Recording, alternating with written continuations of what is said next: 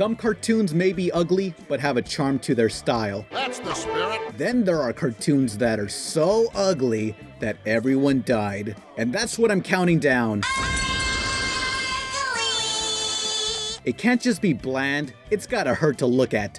And it must be a TV series, no web animations. Shut your mouth! These are my top 10 ugliest cartoons. It's Juice and Jam time. I'm ugly and I'm proud! I'm ugly and I'm proud! Is that what he calls it? Mama had a chicken! Mama had a cow! Dad was proud! He didn't care how! A mother had sex and gave birth to farm animals. Yeah, that works for a kid show. Cow and chicken! You know how cartoons have their signature snack? Popeye has spinach, Scooby has Scooby Snacks, which I theorize is made up of the euthanized remains of the previous Scooby-Doo incarnations.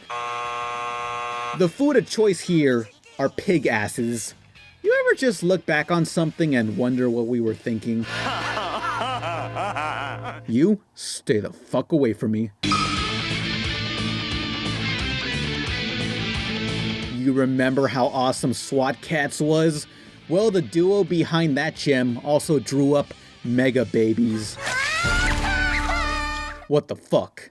Reasons for Planned Parenthood, Exhibit A. If you want to scare teens from having sex, show them this. It's not an accurate representation of childbirth or gonna change their minds, but it should prolong the inevitable.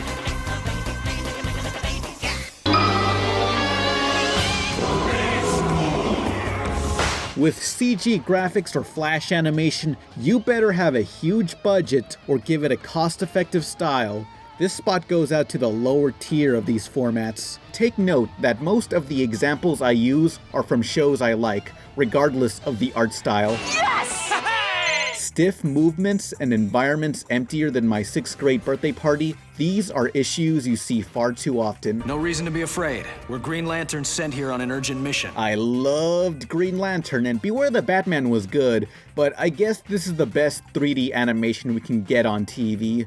Oh wait, that's footage of Drake of the 99 Dragons, a game from 10 years ago. I think that went well. Don't you? Back to the lab again. Oh no, back to the lab again.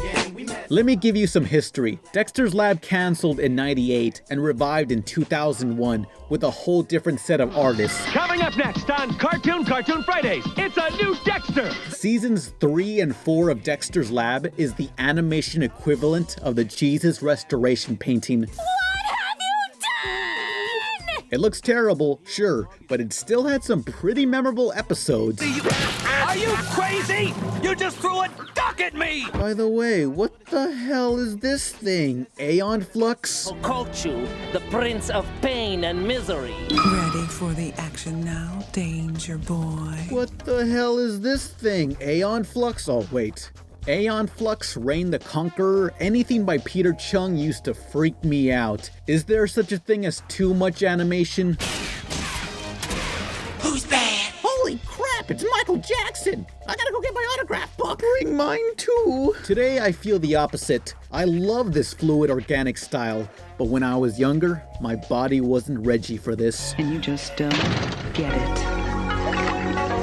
The best of times, the worst of times, hey, are you listening? Not too many people remember Pelswick or the Quads, and even less are aware of their illustrator. John Callahan became a paraplegic after a drunk driving accident. To cope with the situation, he took up drawing comics and cartoons. His fingers didn't work, so he had to grip the pencils with both hands. He loved to make fun of himself and had a dark sense of humor. After I was paralyzed, my drinking only increased. Hey, there's a $5 bill in my left shirt pocket. Go get me a short case, would you? His whole deal was that he didn't want people to pity him. John Callahan died in 2010 at the age of 59, but I'll remember him most for his work on Pelswick, a cartoon meant to show kids just because you're handicapped doesn't make you that much different than anyone else. Though I'm sober, my basic personality hasn't changed. And I've found a new way of living which really works, even in tough times.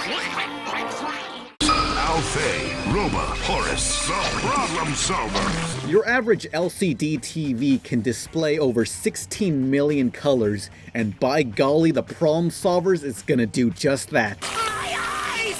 My eyes! Animated by a staff of 12 people and such a failure that its second season was never broadcasted. Oh man, another negative post about us on the internet. A similar fate happened to Secret Mountain Fort Awesome, which premiered shortly after. Why do humans hate us so much? It may look bad on the channel's part, but this is the reason I prefer Cartoon Network. Rather than relying on endless reruns of SpongeBob, Cartoon Network is more experimental. They'll try something strange and new. If that doesn't work, keep trying something new and keep going until they reach success. Let me sum this up with my favorite quote of The Matrix. No one has ever done anything like this. That's why it's going to work. I can't draw. It's okay, Ren. Lots of people make cartoons that can't draw. Part of the fun in Ren and Stimpy was sneaking demented stuff into children's cartoons. The thrill of that was lost when it was revived on Spike TV as adult party cartoon. A lot of the censorship issues that we had to worry about when we were doing kids programming, pretty much gone. From the conflicting sources I've read, I don't know if it was Spike TV or creator John Kay forcing crude humor for the sake of crude humor, but it really turned off much of the fans.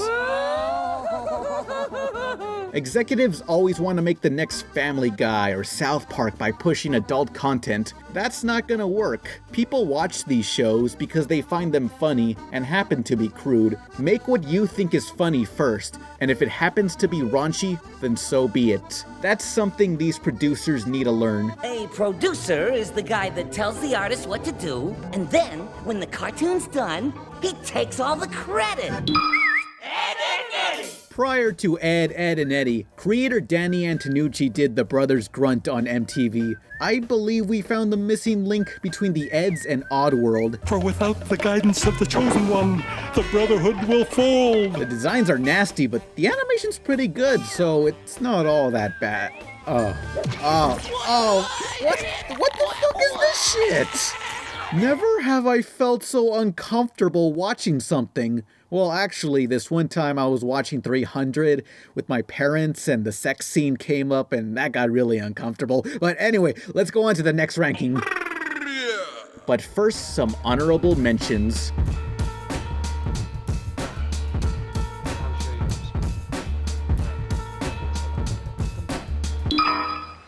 All kids out of the pool for Adult Swim. All kids out! I could saturate this video in Adult Swim programming, but to encourage diversity on this list so I feel less guilty, I'm gonna sum it up in one series. 12-Ounce Mouse is so visually awful, it refuses to be measured in the metric system. Look at that. This could be the funniest show in the history of the universe, but alas, we may never know. Because I don't want to look at it. Marijuana. It's the most commonly abused illicit drug in the United States. I'd give them credit for trying, but they didn't try at all. I hope you're all proud at the fact a paraplegic man made a more visually appealing cartoon.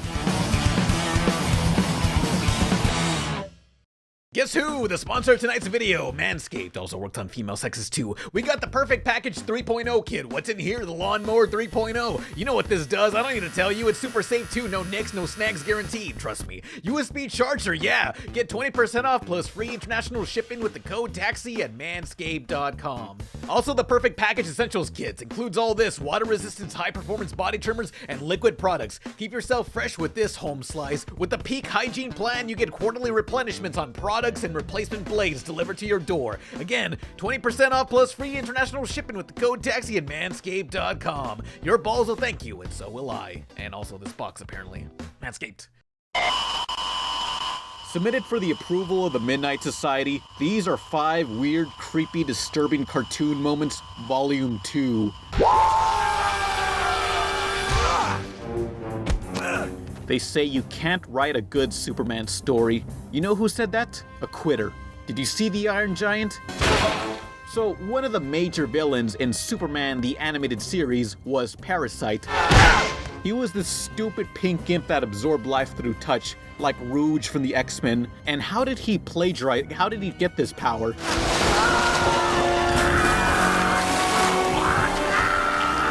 Burn in heck, nerd. Stop the truck! Please, stop! I know it's hard to stomach, but keep watching, people. This is Obama's America. Adios, freak. Okay, remember going on Nickelodeon's website around Halloween? You'll remember this flash game, Black Licorice. These kids don't like black licorice, so feed them caramel. But what happens when you accidentally click the licorice? Thank you. You can't deselect it, so there's no going back now. Black licorice.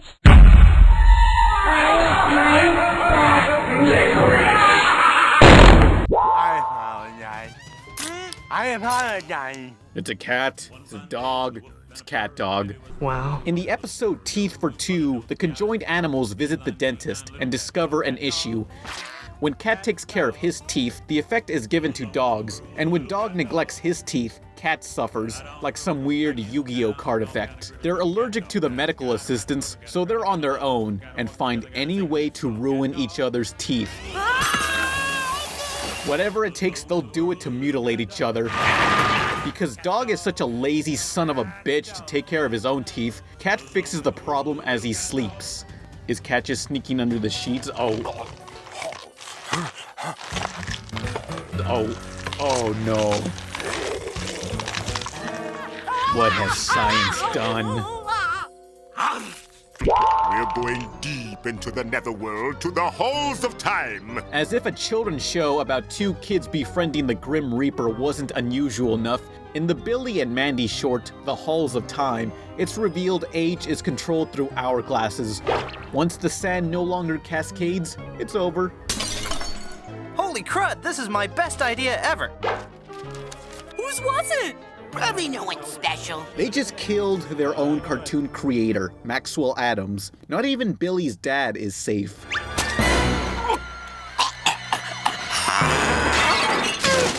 Billy, also known as Billy the Stupid Idiot, left the hourglasses upside down, aging the group backwards, stupid idiot. Can they make it back in time? Nope. Hey, Grim! Grim, what do you think you're doing? Why, you no good pilot! Yeah, it's one of those episodes where everyone dies and there's no solution. Also, it's confirmed Grimm's baby head is a 1-star uniform. Now for some honorable mentions. There are none. This is an ongoing video series, so suggest what you want covered, and if you're wondering why there's no Courage on this list, that's getting its own video. I'm gonna interview the creator anyway pretty soon. It's time to kick off Shriek Week with Nick or Treat Live! Yes, you heard correct. Nick or Treat, an actual contest Nickelodeon held from 1992 to 97. You submit your phone number, and if they call you to win the prize, you have to answer the phone shouting, So next Halloween, go out to the scariest, darkest neighborhoods you can find, and you show them you're a Nickelodeon 90s kid by shouting the phrase,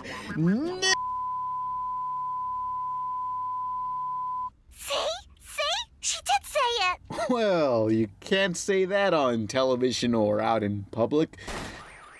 I'm gonna lock my doors now. It's time I call this meeting of the Midnight Society closed. Enter now and win! It's Nickelodeon's biggest contest ever! And I didn't come here to be psychoanalyzed! We interrupt this program to bring you Courage, the Cowardly Dog Show, starring Courage, the Cowardly Dog! I have to introduce myself? I guess so. Hello, everybody! This is John R. Dilworth. So, John, what school did you go to? If I give that information, that school will get some notoriety, and they're not paying me. The School of Visual Arts in New York City. Mm-hmm. It was there as the first time I saw animation and immediately fell in love with it. What inspired you? My whole family had been watching Clampett and Avery, and there was Chaplin, and Dali inspired my short life in transition. What animation did you see? the cartoons from the golden age of Hollywood cartoons. That was amazing, that elasticity and the absurdity of behavior. It was like better than going to therapy. What did you work on before Courage? I know he was in like a short before he was on Cartoon Network. Liquid television. You're talking about Smart Talk with Raisin. There was a dog called Hamilton that appeared in that MTV short. I had made an independent film called The Chicken from Outer Space, and it just followed after The Dirty Birdie. The Chicken from Outer Space was pitched to all of these executives over in California, and then eventually developed into a series. I just felt compelled somehow to explore the American heartland myth of the farm. And it was basically driven by aliens and UFOs and things like that. Big tribute goes to Nick Park, who at the time was doing The Wrong Trousers. And he had this great penguin, you know, in that claymation short. Because his penguin inspired my chicken. Throughout the entire series, we were doing stop motion, paper cutouts, mixed media. We used puppets. We used live video footage.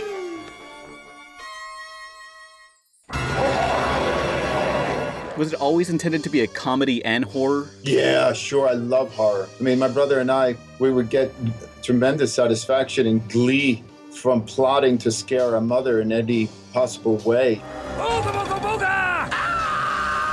And of course, we loved her and all. We didn't want her to have a heart attack, but there's something just amazing to pop out behind a sofa in a dark room just as somebody's coming home from work. That's my ma. You know, life is so terrifying. I guess the only way to survive, you have to be as scary as it is. Come on, Cottage. What can you do? I mean, did any parents write to you angry about how scary the show was? Probably a million emails, but they were grateful.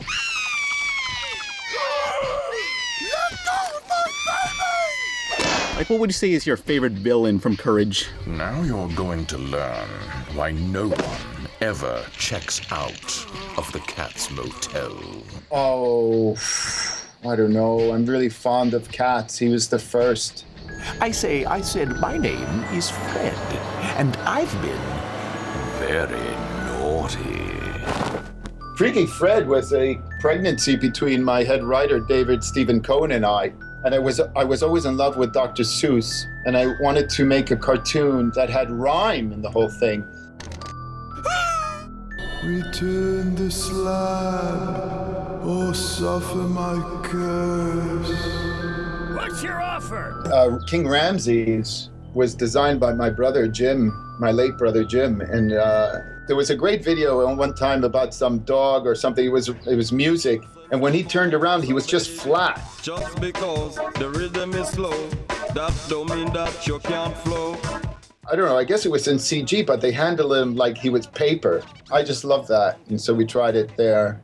So, what do you think of all these fan theories and conspiracies?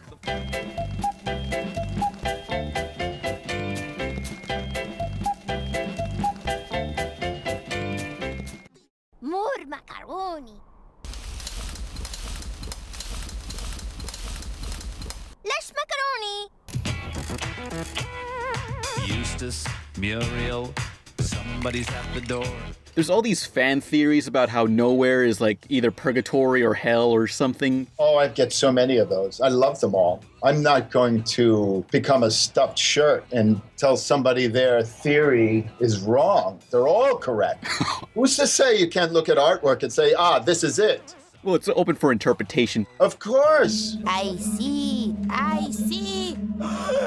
Hey, yo-yo. Yes! Was there anything inappropriate or too scary cut out? Briefs! Boxes. Briefs! Boxes.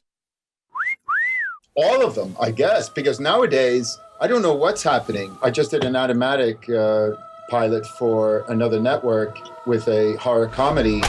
And I'm just surprised at the level of reception to horror comedy now. So I don't even know if Courage would ever make the light of day today. Cartoons can still get away with some pretty disturbing stuff, but horror-based kid shows seem to have vanished after the 90s. Put some clothes on, you beatnik.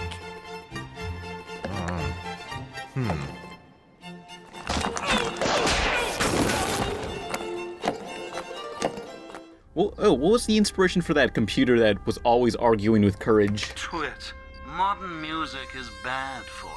It was Kubrick's 2001. It's just sort of an evolution of HAL. But as a crummy home computer. Yeah, of course. Weren't those the best computers? For me, they were best computers. Those early, late 80s, early 90s computers.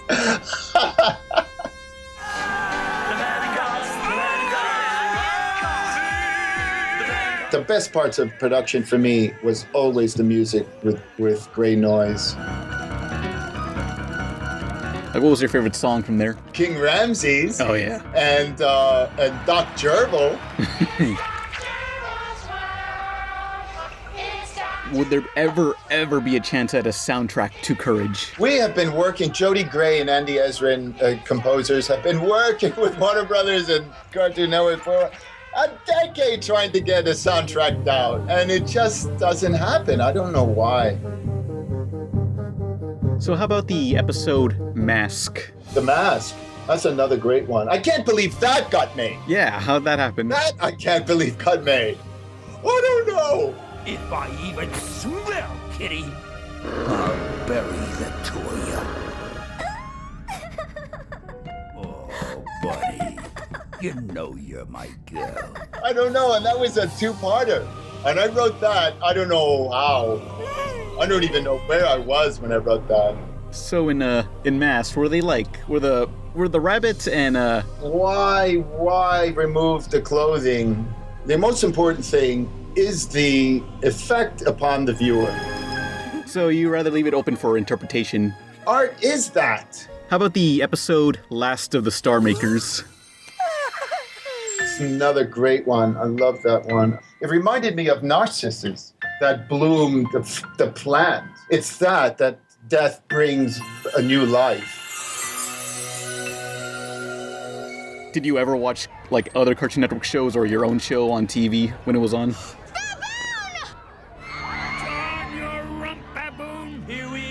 No, I didn't, and that was something that I've been reproached about because it lends to isolationism. That shows because like Courage is just its own thing. It doesn't look like anything else. Was it true Ringo Starr was in an episode? No, that was something circulated just for titillation. And we certainly won't do this. So what was the reason for Courage's cancellation?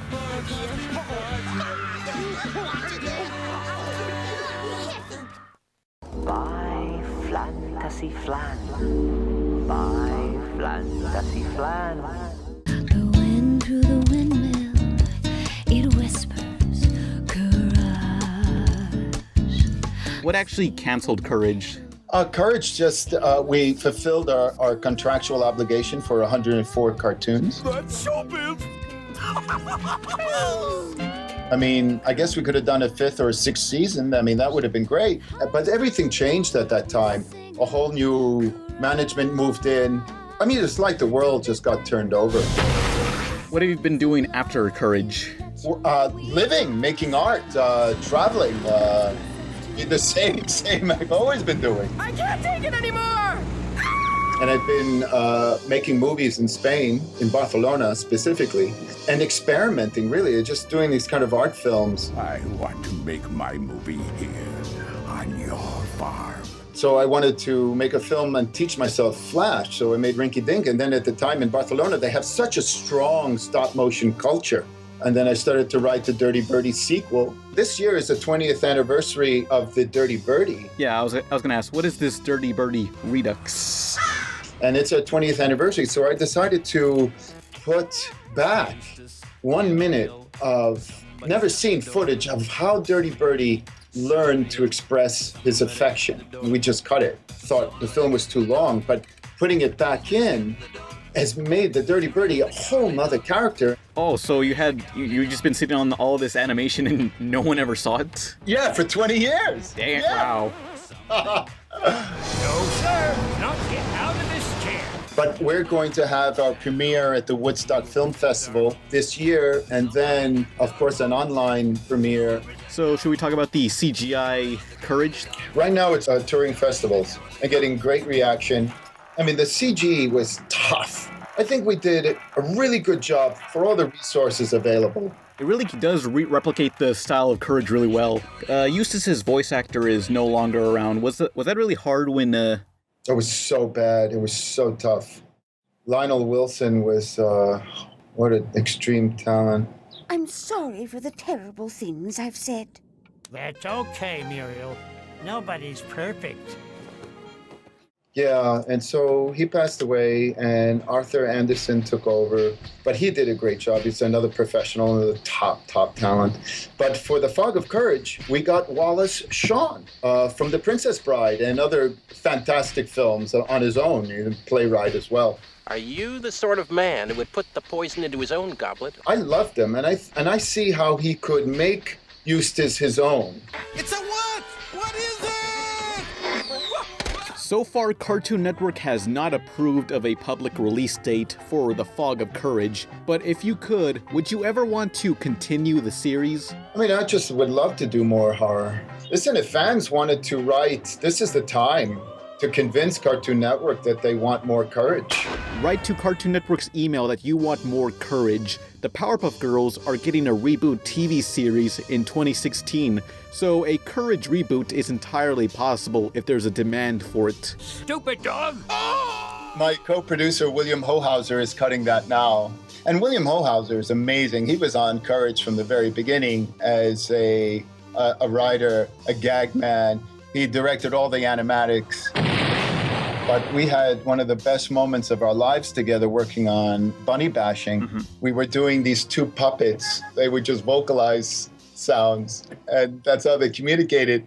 And for 2 days, William and I were editing that footage, and we were crying, laughing, crying. I mean, we couldn't breathe. I mean, these are the moments where I think are the most profound in making art or collaboration with another human being. I mean, that just seems like the drive to find these unreal moments, like laughter, you know? I like laughter. Even a good cry is also rewarding. You know, you experience a cinema event or something and your chest just fills with an emotion. That's something too. Thank you, dog. Thank you for everything.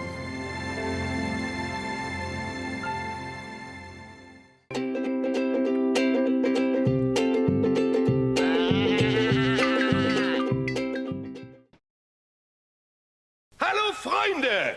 Jetzt kommt die Super Mario Bros. Super Show! Au, wir sind die Mario Brothers! Als Kinder bekannt! Intro theme songs. They're great. Then there's ones that aren't great, and that's what I'm counting down.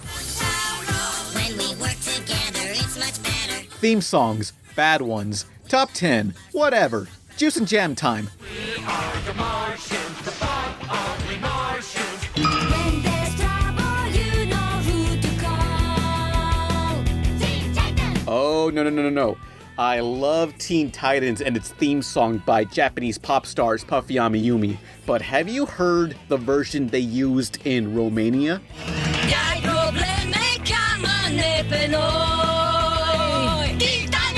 Welcome to heck, nerd. Teen Titans! Powers to protect and serve! Never question, never swerve! Lunatics unleashed! Can you recollect when they made an action show out of the Looney Tunes? Yes, Lunatics Unleashed was a stupid idea. Season 1's theme song was just some generic sci-fi music. Season 2 was less serious and had villains based on other Looney Tunes rather than generic human bad guys. But here's the updated theme song.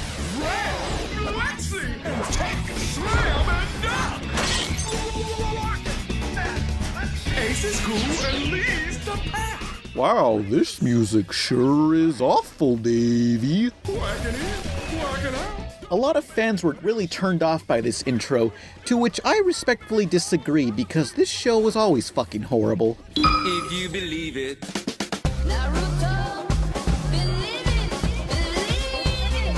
Guten Tag. Welcome to Naruto's German theme song. Get ready to join the Ninja Clan. Yeah, I'm with my Ninja Clan. Ninja Clan, here we stand. Naruto, I'm on my way. Just for this song, Germany's World Cup trophies deserve to be revoked. Now, here's a lyric that really bugs me. Sakura, the beautiful. Sakura, the beautiful. Yeah, women have other qualities besides beauty, you superficial asshole. Just not Sakura, she sucks. Breadwinners and Fanboy and Chum Chum. Look it up. It's terrible. I can't even show footage. Viacom will take it down. It's fair use, but they'll still take it down. Well, might as well fill this spot with something. Shot news banner, melted by gamma rays, turned into the Hulk. E.T. on glamour rays, who is as lovable as ever-loving Hulk. Hulk, Hulk. What the fuck was that?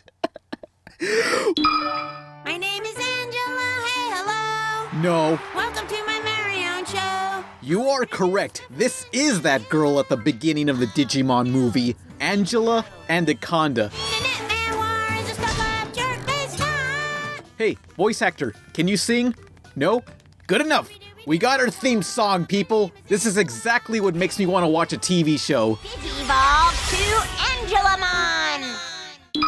And now, the stars of 4Kids will sing the national anthem.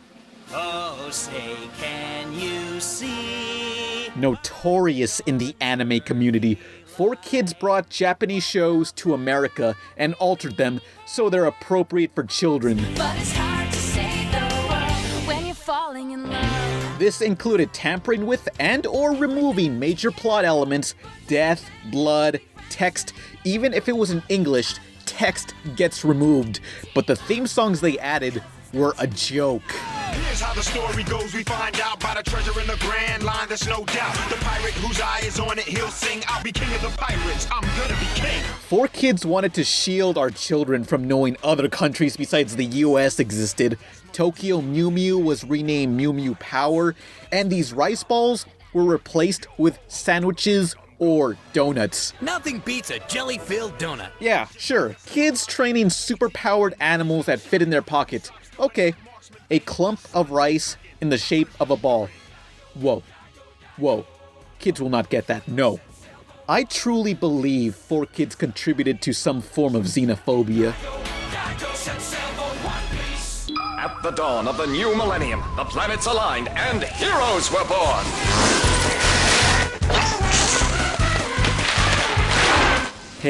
Hey, you think every cartoon in the 90s was great? No, it wasn't. No, it fucking wasn't.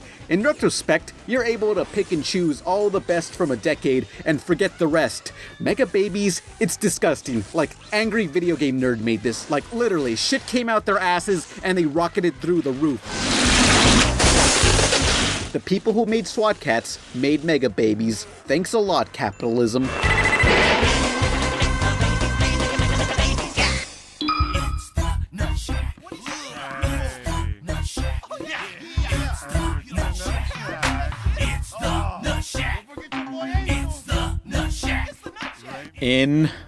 Fucking credible. I really want to watch a cartoon called The Nut Shack. Yeah, one question. What the fuck is that thing? Is this the future? Is this why people want us to get deported? That's right, boy, look at me. No, I thought this was a Mexican TV show, but it's actually Filipino, so I don't have to take the blame for this. Yeah! My people win again! Fuck this cartoon, let's all go watch The Book of Life in theaters October 17th. Rated PG.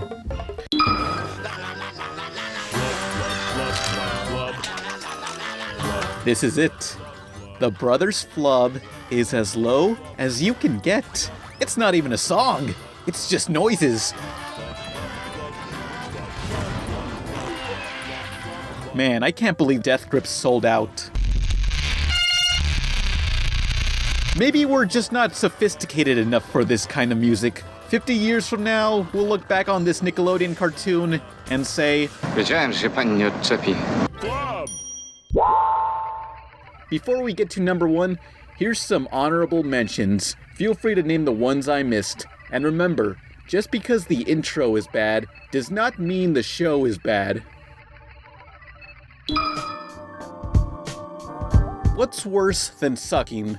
Not even trying. 2010 is when cartoons started really improving. On the contrary, theme songs just became an afterthought. While some still put in the effort, many of them are nothing more than a quick title. It's more room for commercial time. This is the Amazing World of Gumball's uncut European intro, while in America, it's circumcised into a 3-second title screen. So congratulations to Not Trying. You are the worst intros of them all.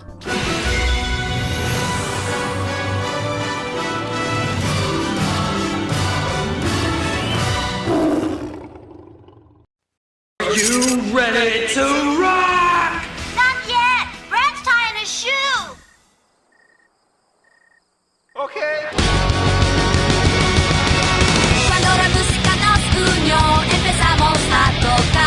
Music, cartoons, that's what I'm counting down. These are my top 10 animated bands.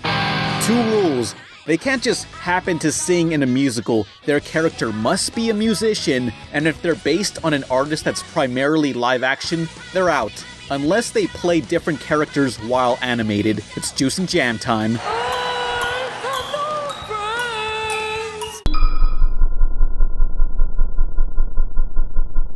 No.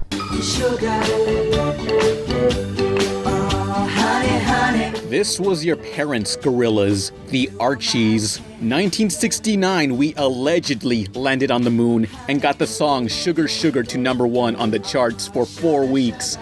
Yeah, Alvin and the Chipmunks came first as an animated band, but I hate them. Life was so good up until the comic books recently killed off Archie. Yes, this is a real comic, but do Archie and his friends deserve to die? Yes, they deserve to die, and I hope they burn in hell! Woo, yeah! We're about to go over the Bay Bridge, yeah! Yeah! Man, I hope the funeral we're going to is good. Now here's a web show that flew under the radar. 2 wannabe rappers from Brooklyn unite to just talk. All Knock Force are some ridiculous unscripted improv discussions that get animated over. Take this, you spies. And she pulls out a bunch of bookmarks, like throws them at them. Oh, and they go in their eyes like, oh no, Zariza has bested us again! It never gained traction, nor did their pitch for a TV series pan out, and the Force split. Oh, Judas! Jim Gizriel is making movie reviews on YouTube, and Ian Jones-Quartey now voices Wallow of Bravest Warriors, among other animated projects. Jump up and scream till you get your throat hoarse. This is a show that we call Knock Force. Look at this long-haired monkey. What kind of music do you play? Death metal. I'm sure you've encountered one of those music fans who hate on current pop music and wear nothing but Metal Alika shirts. Well, this is their utopia. Death Clock Metalocalypse.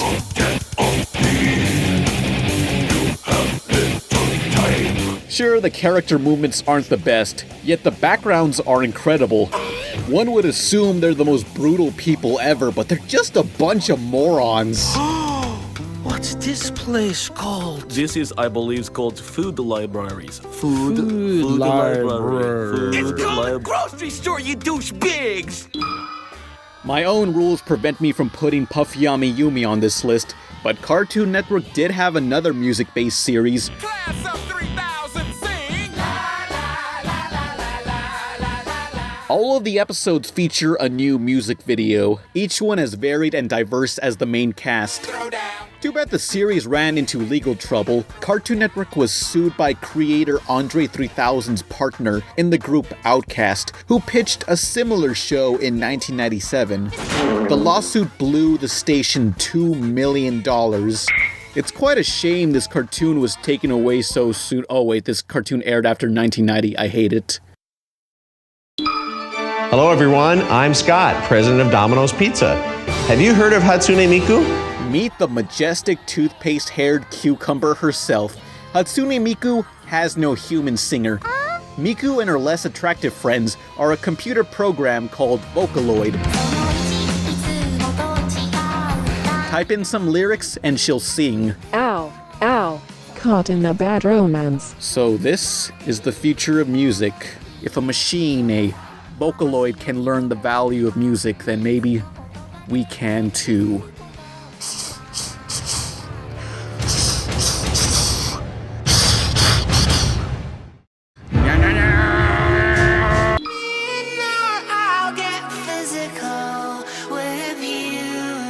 Here's a fairly new artist that's better known in Europe, the electronic pop band Studio Killers.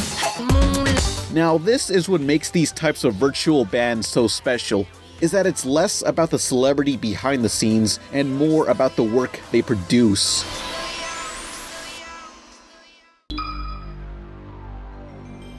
So think back when you bought a PlayStation. How are you supposed to know what button is what shape without looking? Before Guitar Hero or Dance Dance Revolution, what many consider the first rhythm video game was Parappa the Rapper. Don't get cocky, it's gonna get rocky. We gonna move down to the next jockey now, duck. Sure, you only got 6 songs, that's it? But how can you resist their charm? Yeah, Parappa's songs were stupid, but you know what? He created rhythm games. Lisa, it's your birthday. God bless you this day. Hey, wasn't Stark Raving Dad a great episode? While being committed to an insane asylum, Homer Simpson meets Michael Jackson. Huh? He's 300 pounds. He's white. He's dressed without flair. Well, that character's real name was Leon Kompowski and voiced by someone named John J. Smith. But let me put some confusion to rest. Michael Jackson legally couldn't admit it, but that is his voice through the speaking role. Michael Jackson! Of course, they didn't use their real names, but you could tell it was them. His contract with Sony prevented him from singing, so Lisa, It's Your Birthday was performed by an impersonator MJ handpicked himself. Maybe because he didn't really sing ruins it for you, but Jackson wrote the song, and it had an effect on you, so whatever. I wish you better than your heart desires. And your first kiss from a boy. One more time. Prior to Tron Legacy, Daft Punk scored another feature-length music video, Interstellar 5555, the 5 story of the 5 egret 5-star 5-tistum. It's the Discovery album performed by the alien band Crescent Dolls. Hands up, how many of you first heard of Daft Punk thanks to this film? Or that one video on Newgrounds? It's funny both Daft and Punk make a cameo, which implies they went into the cartoon world, saw the Crescent Dolls, and stole their music like that tool Chuck Berry who ripped off Marty McFly. Now for some honorable mentions. It hurts me, but there can only be 10. By the way, you should support this Kickstarter for a music-based cartoon pilot, Chloe and the Stars, from the creator of Kitty Bobo. Check the link below.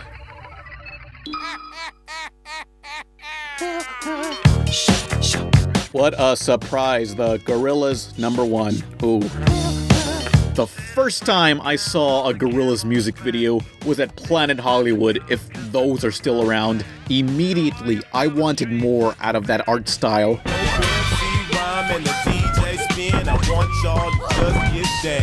I could continue to lust over Jamie Hewitt's art style, but I'm glad both the audience and industry treat the Gorillaz like any other music artist. Welcome to my crib. It's a mainstream animated band without the cartoons are for children mentality. And really, that's how I've always wanted animation to be treated in general. When we got nothing to lose, please repeat the message. It's the music that we choose. Bim, bim, bim, bim. Dragonball Z. Dragonball Z. Fuck this movie.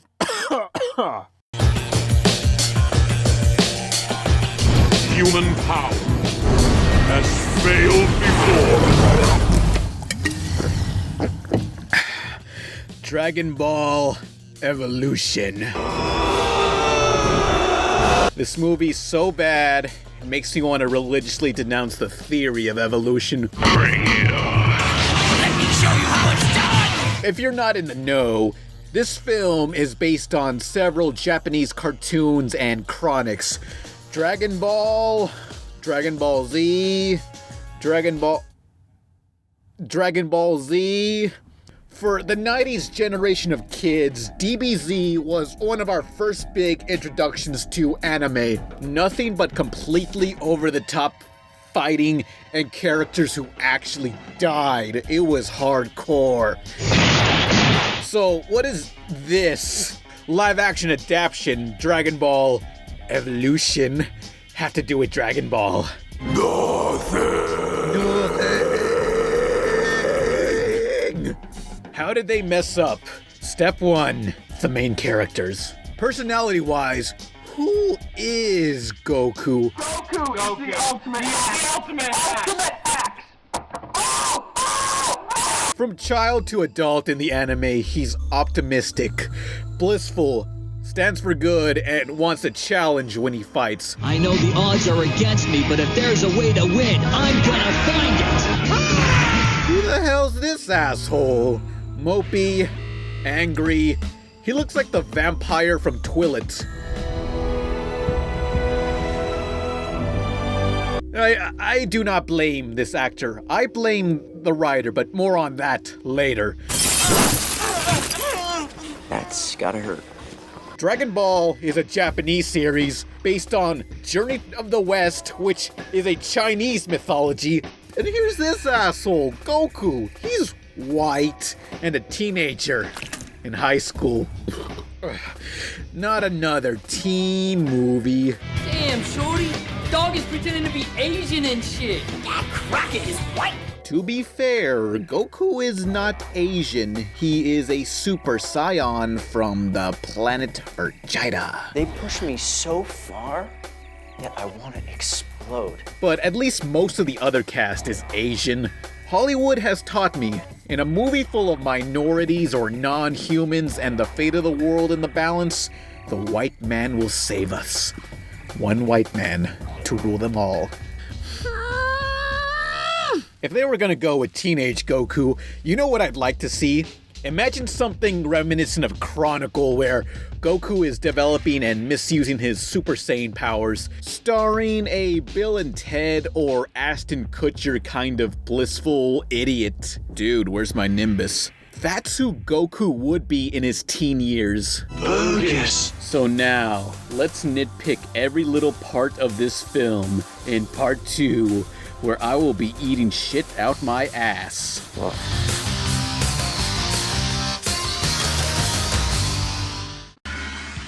Suck on my balls. This is Dragon Ball. Part 2.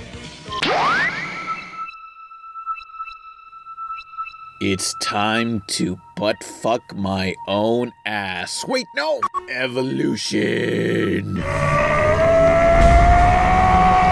Goku is just your average high school kid that no one understands. Mom and Dad and Vicky always giving him commands. That twerp! So Goku's just your average kid, and all he wants to do is score, and he gets bullied by a character who the actor's real name is Texas Battle. Hell yeah. Make me pay, Geeko. Just like that piece of shit stoner Superman, Goku was sent to Earth as a baby and raised by Grandpa Gohan.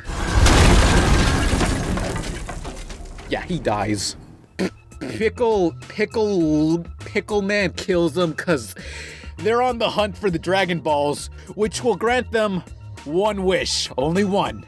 No more, no less. This is not happening. Goku must stop him, but because he's not fully paper trained, Goku's got a journey with Bulma End. Wu-Tang Roshi! Wu-Tang Clan Yoshi is the only character portrayed accurately. He's an old dirty pervert. I love him.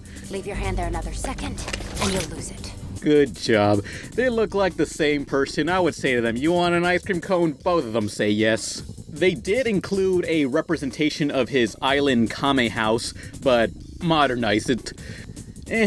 So, Chow Yun-Fat as Roshi. Great job. While Goku's friend Bulma is supposed to have blue hair, but they thought it was enough to give her a blue highlight. That is the equivalent of, hey, we need to put a Transformer in this film. Do you have a toaster? Last night, a thief broke into my father's company, Capsule Corporation. The writers remembered Bulma works for Capsule Corps, who make little Pokeballs that poof into large things, yet now they are Transformers, so that makes sense, I guess. Cool. The villain, Piccolo, I guess also transitioned well into the big screen. Leave me out of this! He doesn't have his antennas, but it could have been worse. He's got this hench girl with him. I forget who she is, but our heroes shoot her in the back. That one was for the Ramones. You assume maybe that was a laser stun knocking her out, but in the deleted scenes, they fucking stab her to death. I don't know what that thing is, but there's now a golf ball sized hole through her spinal cord. Hey, Chi-Chi! Hey, thanks for inviting me to your party. Oh, hey, Ben 10's here. What's up? You're not fucking anime. Get the fuck out, asshole. Let's discuss the love interest, Chi-Chi. Psst. Chi-Chi means tits. So, yeah, Goku wants some of them Chi-Chis, but she doesn't know it when it's supposed to be the reverse, you fucking idiots. You said that I would be your bride! You promised to marry me! Now, what's the most important thing about Dragon Ball Z? The story? Nope. It's the fight scenes.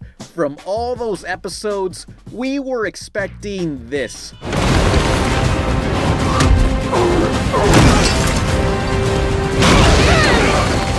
But Dragon Ball Evolution's action sequences are okay. It does what it's supposed to do, but no one clamors for it. Like a gas station restroom or an In-N-Out burger. Who the hell are you? The only memorable fight was between Chi-Chi and her clone. They had to film the scene twice from both perspectives to use as little CG as possible. Sir, are you okay? Yeah. I got to move on to the most iconic feature in Dragon Ball. Roshi trains Goku to use the signature attack of the series, the Kamikaze Balls.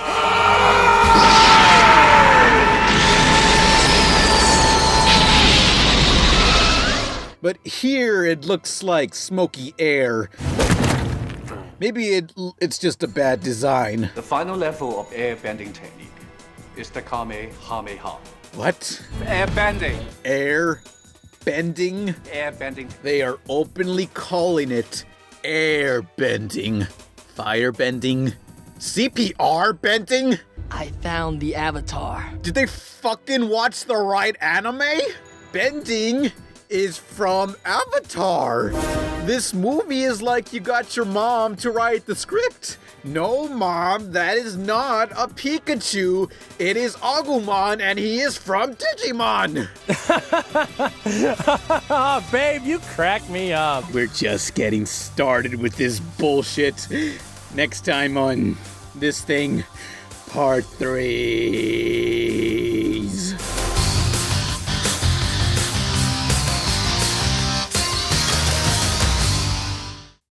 Last time on Dragon Ball Evolution. Yeah. On today's episode, the Goku gang begin their hunt for the 7 Dragon Balls before oh god damn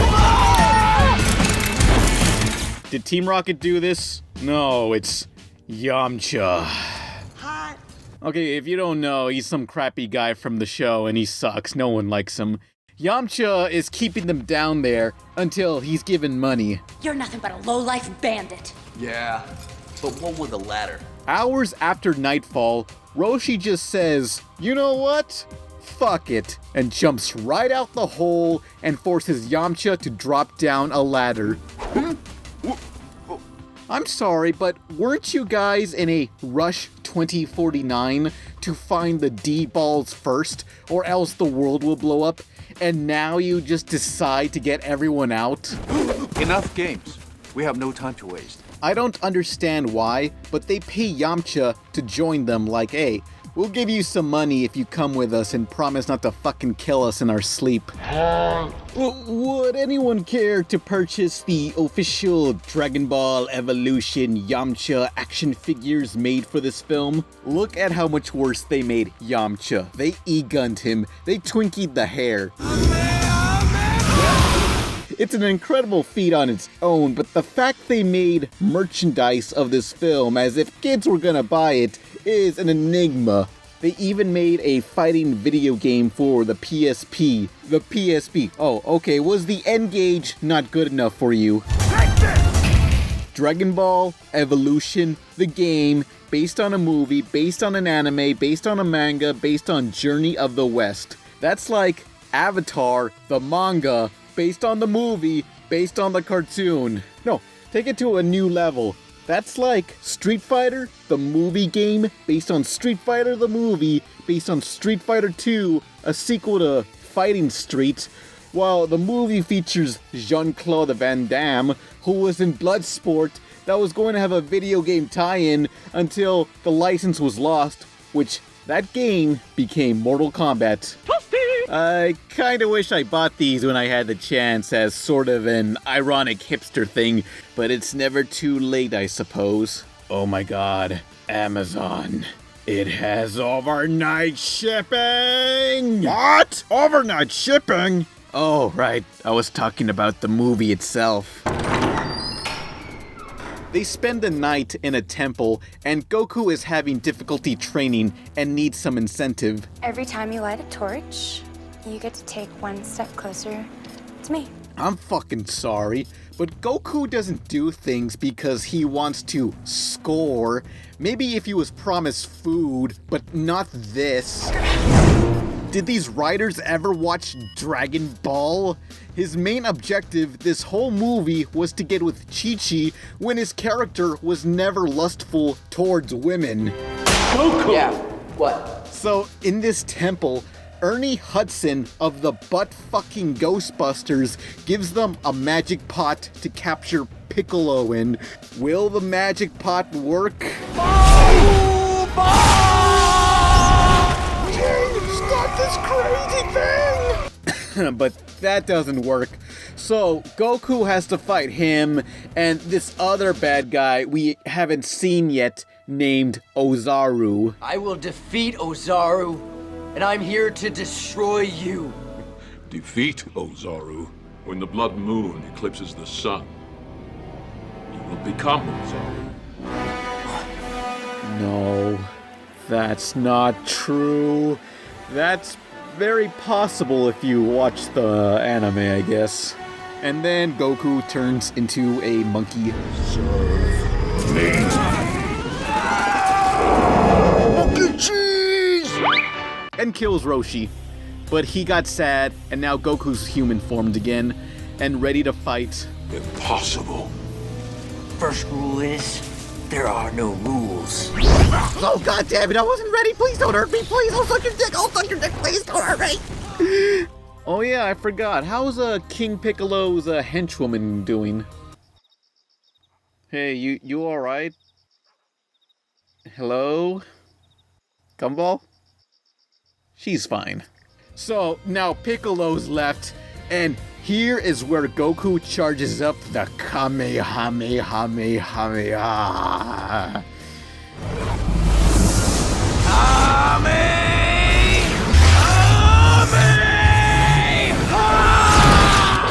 It's charged up, and he flies forward as he shoots the beam forward, which if the beam had any force to it, the recoil should be pushing Goku backwards, so it's basically like a wussy beam that you have to carry yourself. It's like you have to pick up a bullet and drive the bullet into a person's body. This doesn't make any sense. I'm sorry, Grandpa, I didn't feel a thing. It's awful, but you all say it's bad because a live-action Dragon Ball movie could never work. Well, I'll show you you can make a good Dragon Ball movie in part 4. The final chapter, Anal Crapper.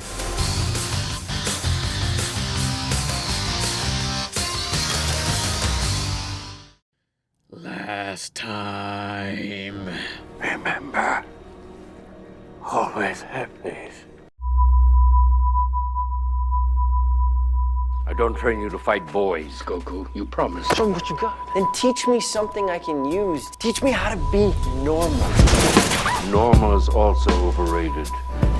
You must have faith in who you are. I was invited. I'm not looking for any trouble. Trouble found you, freak. Made a promise that I'm not gonna fight. Don't worry, it won't be a fight. It'll be a massacre. There is no denial. Goku's time is over. So listen, why don't you turn around, walk away, no one will even know you were here. I'm not doing that. I must have faith in who I am. Human power has failed before. Looks like he was gonna cry. As it will. Goku, no! I don't think Goku's there anymore. Make me pay, Geeko. Always have faith in who you are. I am Goku.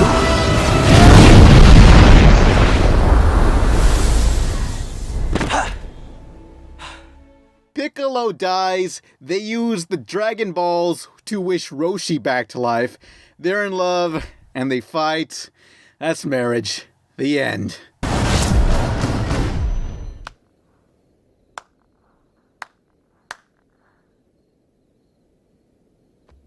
But if you wait after the credits, you'll witness this lady picking up some plants, and she's walking some more, and she's walking. She puts the plant in the kitchen bowl. She mixes the bowl. She pours the bowl into the uve bowl, and she's walking some more walking into a room. There's a bed in the room. It's the bedroom. Someone under the covers. She has a square cloth towel. She hovers the hand over the bed. Someone's in the bed. Who's in the bed? Who is in the... Oh my god, it's Piccolo. Piccolo, you wacky son of a beach. You're just like Adam Sandler. You both make me wonder why you two won't just die already. Almost 2 minutes for such a pointless hit at a sequel. This would be a waste of time if anything in this movie was salvageable. What a shitty titty. Was there ever a part 2? Nope. Shenlong. So what's bugging me about this ending is they wish for Master Roshi to be revived from the dead. Do they realize with the one wish they are given, they can wish multiple people back to life? I compel you to come forth and grant my wish. Goku, your one chance to revive Grandpa Gohan, the man who raised you from birth, you fucking forget about him in favor of this old dirty bastard you knew for 2 days. Nice going. Shenlong. Ah, the day is saved. I revived this creepy old man. Oh shit, I forgot my grandpa's still dead. Fuck! Damn it, I wasted my one wish. Oh man. This is so stupid. Where the hell was Krillin in all this? And why is Goku in high school? I can answer that later question. Hey, Fuller! Hey, Fuller, you just wrecked my bike! Dragon Ball was, quote, the shit in elementary school. By the time I was in high school, this film came out, so it's more relatable to us as a viewer. I think we all remember that awkward year in high school when we had to save the universe but ended up turning into a space monkey. Me want honeycomb! You know who I blame for Dragon Ball Evolution? Red herring, you motherfucker.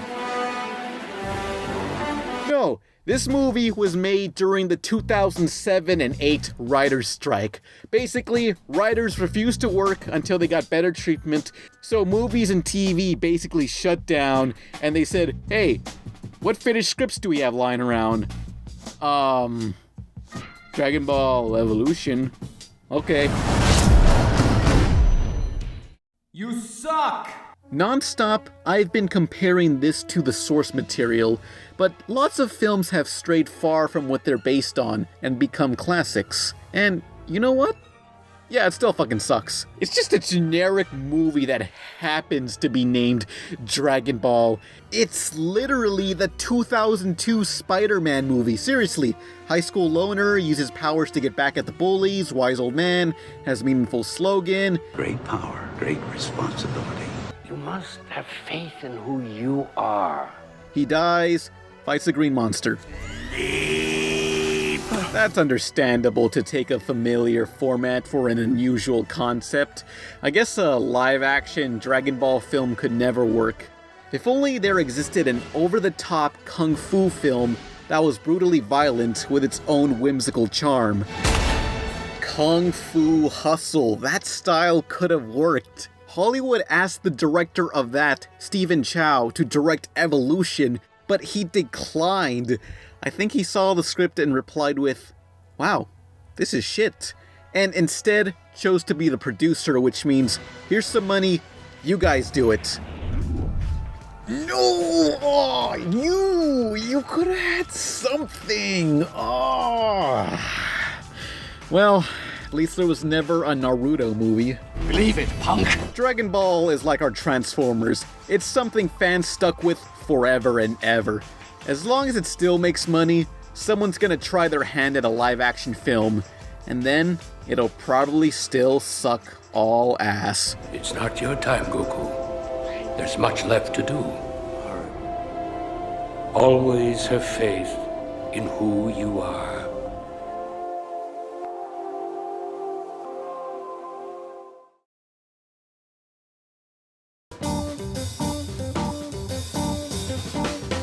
Too long has it been since I've watched a down-to-earth cartoon. No magic or monsters. You think regular show is gonna be regular, but no, it was not regular whatsoever. This new series, Clarence, is a slice-of-life show of kids just doing kid stuff, featuring the title character who's up for anything. I'm calling to RSVP for your sleepover extravaganza. Absolutely. Come on over whenever you want, buddy. I got a lot of pizza poppers. All right. Sounds good. I'll be there around 5 o'clock. Okay, bye. Love you. But I know what you're thinking. Why is everything in this video blue? That's not important. You're thinking this is some immature, gross-out cartoon, but there's more to it. The charm in Clarence is it's loaded in quirks that fascinated me when I was younger. Those sticky hand toys, lizard tails that fall off, running through racks of clothing, those indoor playgrounds with the shelves you leave your shoes in. Sumo, wait. You gotta put your shoes in the cubby, see? And then you put on a fresh pair. Fresh. It barely premiered on Cartoon Network, but feels so nostalgic without resorting to pulp culture references like, hey, remember that? That's a thing. When Clarence's classmates are done playing outside and are covered in dirt and sweat as the sun is setting, that just reeks of summer vacation to me. I really hope they make an episode out of this. Maybe I'm not the only one to do it, but me and my family would gather and volunteer at a soup kitchen, and we would pay every week. We pay homeless people $20. Hey, can you light your own beard on fire? It was my college tuition, and they lit their own beard on fire, and we just for $20. We were messed up. Clarence has two best friends. Sumo, who is most likely an escaped mental patient that deserves to be euthanized from the face of the planet, while Jeff requires cleanliness. Despite their contrast, it's so endearing they still try to accept each other. Get up. Come on. No. Don't touch my hands. Your hands are filthy. They're full of germs. There are endless comments saying Jeff resembles Steve of Minecraft because of his square head, and that's the only reason. I don't play much of Minecraft. I do look into Adolf Hitler's autobiography, Mein Kampf, my lovely lady Kampf. One nice detail is Clarence's mother is usually present supervising them. Did that bother anyone else in other cartoons? You see kids walking around a city unsupervised? In Pokemon, everyone's okay with a 10-year-old exploring a world full of monsters. A stray dog can be scary enough, but in a world where one can breathe fire, no, I am never leaving my house. This cast of characters feel real to me, but soon you learn more about them and it's like, that got too real. So what grade are you gonna be in next year? I'm gonna be in 5th grade, but I don't know if I'm coming back. Oh, what do you mean? I might be moving. I don't know if I'm gonna be living with my mom or my dad. Huh. The one who voiced and created Clarence is Skylar Page. He worked as an Adventure Time storyboard writer, but also did this animated short I'll link to you, Crater Face. For sure I'll do more videos on pilots and shorts, but yes, you really should look further into Clarence. So now, be sure to follow my Tumblr. A Q&A will be on my personal Tumblr the first Sunday of each month. And that stupid comic I was working on, Loki IRL, is finally out. Though nothing major has happened so far, but it's gonna. Submissions for next week's show. There has to be something good here. An unusually fat baby? No. Okay, Gurr. Our mission begins now. Hey, let's get Jonah Vasquez, the creator of Johnny the Homicidal Maniac, to do a children's cartoon about a little alien trying to conquer Earth. What could possibly go wrong? You're about to find out. Submitted for the approval of the Midnight Society, these are my top 10 disturbing Invader Zim episodes. It's Jews and anti-Semitism time. Yay! You guys want to see something really neat? Fundraising children! Remember having to sell products to fundraise for school? That's the sawdust. Zim must please the Lord and Savior Poop Dog, who art in heaven, by selling the most chocolate bars.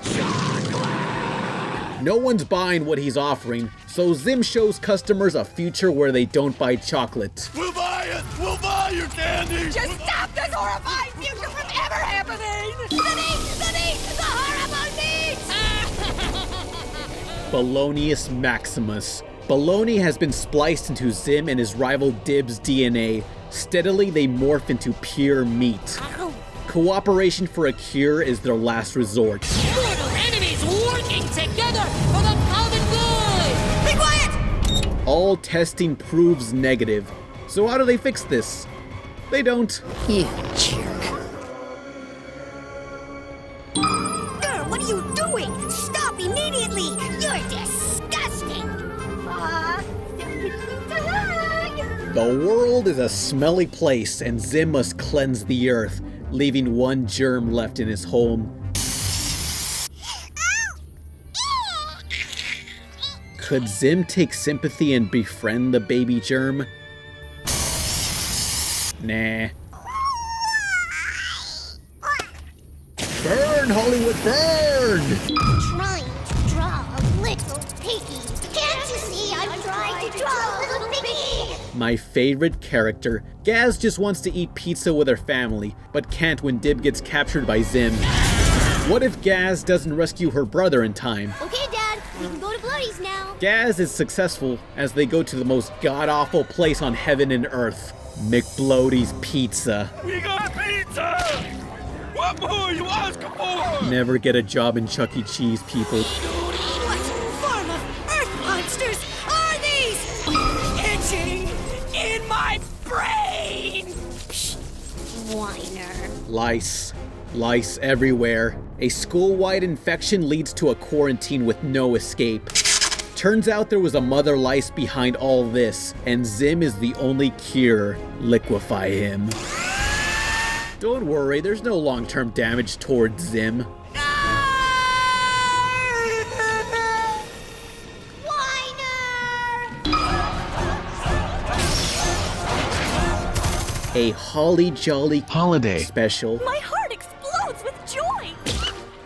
Zim convinces the world he's Santa, but the spirit of the season takes over his mind. More Christmas power for Santa! Zim can fight it when he drills resistance into his own head. But his costume separates into a monster kaiju. You know what they say about Santa? You gonna pay what you owe, Rip in peace, fat man. Gert, we have to prepare the base. Tonight is a horrible Earth holiday. And now for the Halloween episode. What's an alien to do with trick-or-treaters?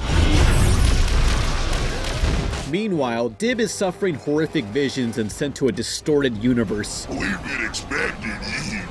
The Halloweenies! They went all out with the creature designs of this world. Man, I'm spooky. And how does Dib escape the nightmare? Much like Fooly Cooley, there's a portal in his forehead.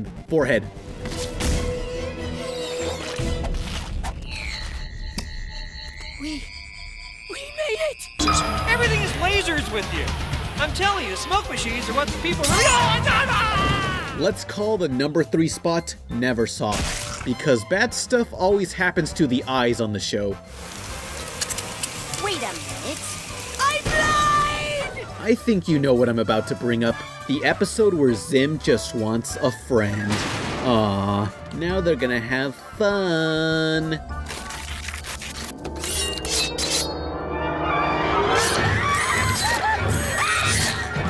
This isn't fun at all, Tom Sawyer.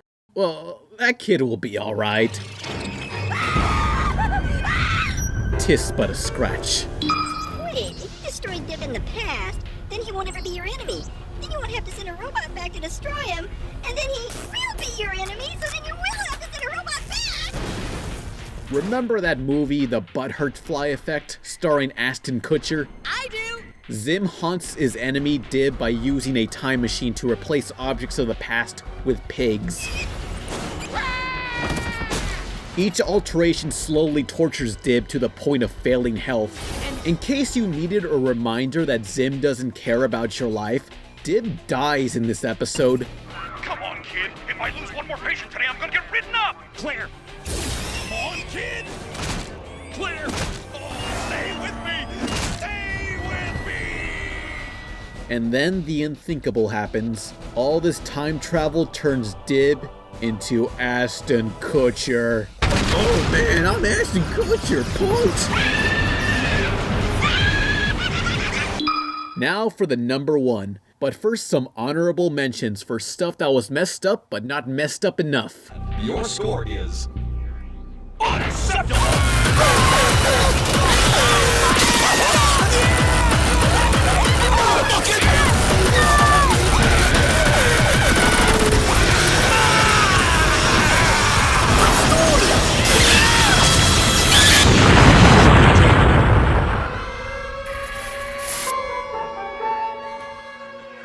You're full of organs, aren't you? And you wouldn't notice if you were, say, missing a few. Probably not. The most infamous episode of them all, Dark Harvest. Zim wants to become more human by extracting child organs and replacing them with stuff. Every student has their organ extracted, leaving Dib as the final victim. The infamy of Dark Harvest only spread after a convicted murderer cited this episode as giving them a fascination for collecting body parts. But later it was debunked as the killer just joking around. And now you know why Nickelodeon pretends this show never happened. But Jonah Vasquez has left a message for the fans. Amazing news, Invader Zim fans! Just had my first ice cream drumstick in years, and it was amazing! Also, Zim is still cancelled forever. But thanks for coming, everybody! No, Good night!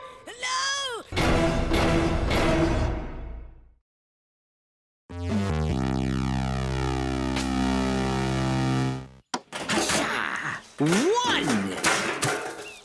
Cartoon Network's regular show follows two complete idiots working as park maintenance while horrible things keep trying to kill them. But did you know the original concept was for the duo Mordecai and Rigby to be working at a zoo that imprisoned humans until the creator was told it was a horrible idea. You were the only one who didn't like that.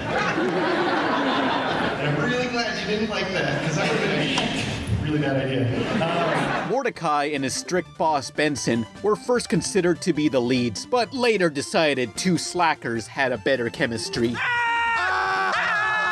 Cartoon Network first tested regular show, Adventure Time, and Uncle Grandpa to be done in Flash animation by the same team who worked on Foster's Home for Imaginary Friends, but traditional hand-drawn was chosen for all three. That Flash animation crew went on to produce Problem Solvers, which featured a cameo of the raccoon and bird. The same characters were featured in J.G. Quintel's college short film back in 2006, The Naive Man of Lollipop Land and 2 in the AM PM. The latter features two store clerks hallucinating after consuming drugs. What did you put in these things anyway?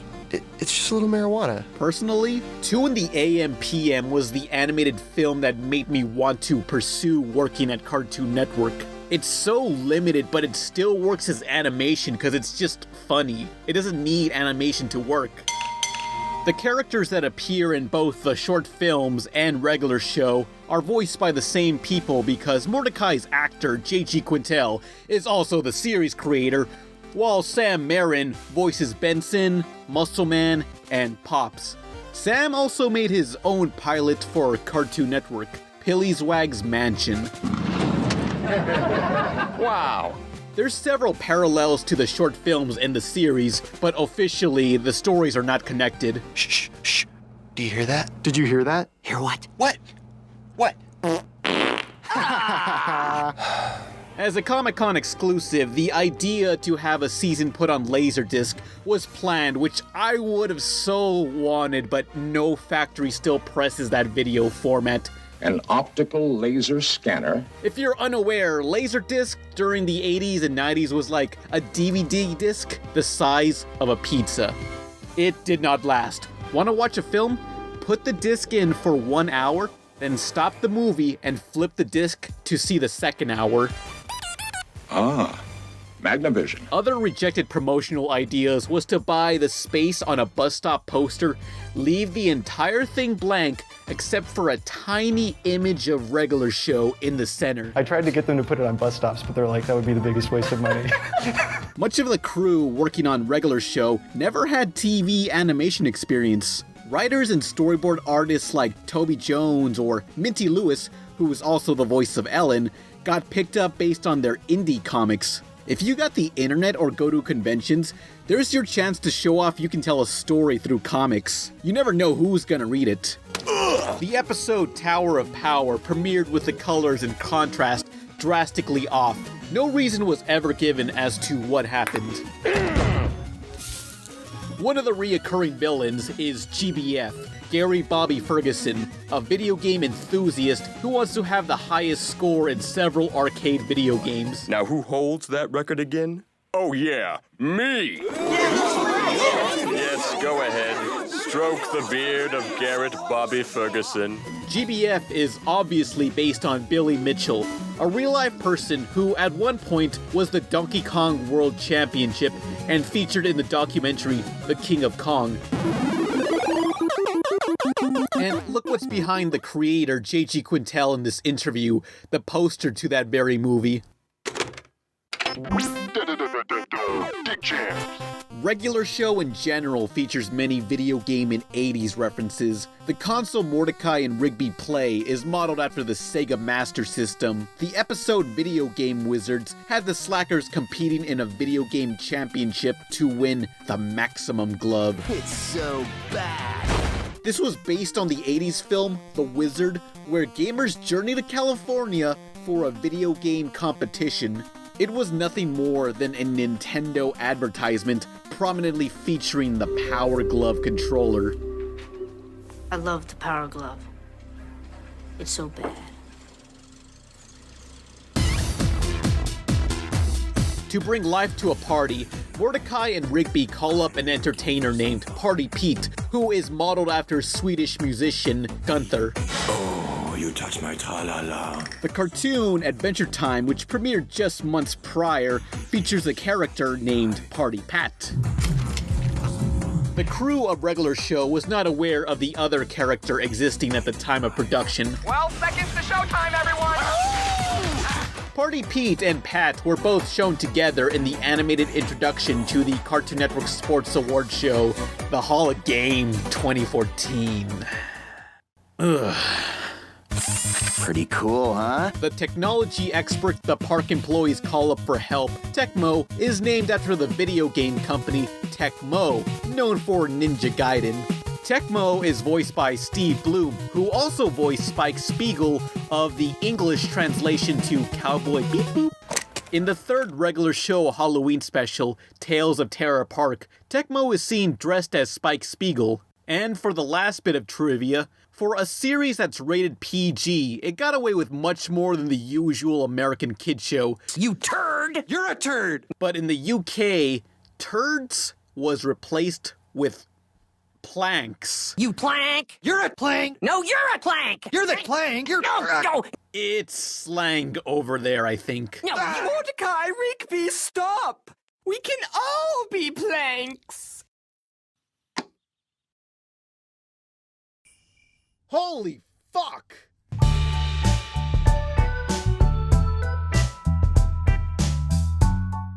Breadwinners on Nickelodeon. Sway, sway! Badoo! Do a barrel roll, man! Barrel rolls. Oh, wow, that's very topical. Is the rest of the show? Holy shit! I mean, there's no jokes here. It's just. No! Stroke that loaf! I just ate the stank bread? That stank, all right. You smell like a butt's butt. It's just people doing catchphrases. You got stanked! Oh, I can do my own catchphrases. Watch. Oh, watch. Too hetero for the metro. Auto rocket asphyxiation. Neon Genesis Ellen DeGeneres. What a fuck. Fuck you. Fuck this show. I mean, like, okay, so they're supposed to be frogs, right? No, they're supposed to be ducks, but they look like frogs. But I don't think I look anything like a frog. Don't you fucking lie to yourselves. You look exactly like a frog. Okay, so the thing is that this show is called Breadwinners, and which means the whole concept of the show is that they're ducks and they deliver bread to other ducks, you see? Anyway, like, the thing is that you're not supposed to feed ducks bread. That could choke them or give them a liver disease, but hey, here's the show that just says, fuck that, feed the ducks bread, we don't care. Hey, we're Nickelodeon, we don't care, kill some ducks, fuck ducks. That duck don't give a fuck. Oh, I got another idea for a show. Tyler Perry presents Medea Feeds the Dog Chocolate, see what fucking happens. I can't eat chocolate or fudge because I'm a dog and they'll probably kill me. Breadwinners on Nickelodeon is the bromance formula. Like, some executives watched Regular Show and thought, we need to make this hipper and cooler for kids in this demographic. The main characters are ducks named Badoose and Sway Sway. Now, you ask, which is which? I don't care.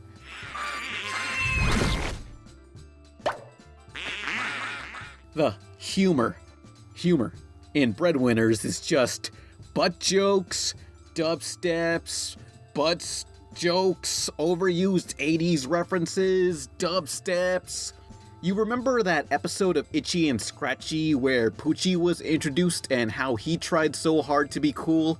That's this show. Hey kids, always recycle. To the extreme! Busted! What a bad show. What a subjectively bad show. I don't like it. That's okay if you don't like it. But personally, this show is terrible to me. Who would make such a terrible show?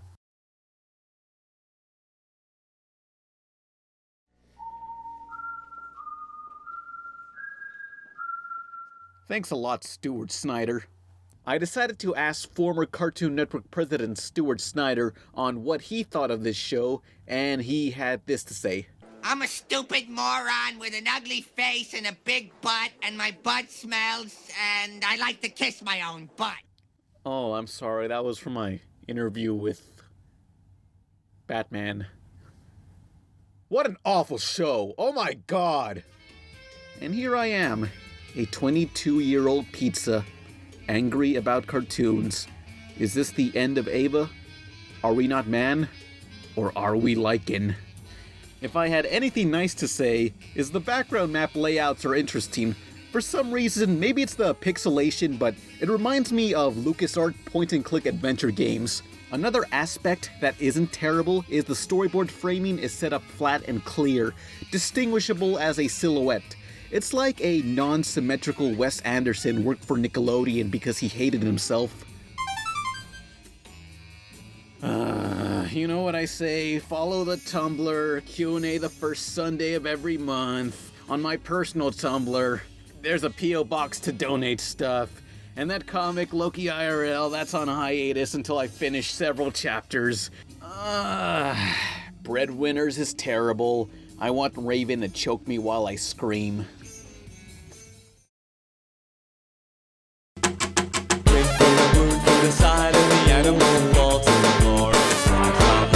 At the dawn of every TV show, only one episode is produced. This is called a pilot. How did you get to be such a good pilot? If a network approves, more episodes are funded. Rejected, only one episode it remains. And that's what I'm counting down. These are my top 5 failed pilots and shorts, Volume 2. It's juice and jazz time. It's my birthright. And now, here they are, the most daredevil group of daffy drivers to ever whirl their wheels in the wacky races. Here comes Speed Racist, he's a supremacist on wheels. In 2006, there was an attempt to reboot Hanna-Barbera's Wacky Racist with the offspring of the original competitors, Wacky Racers Forever. But they did a great job updating the style. The Gruesome Twosome's Halloween color scheme definitely are my favorites. No explanation as to why it wasn't picked up. Maybe executives didn't think kids would gravitate to this older style of cartoon humor. Or maybe they just hate a certain type of race?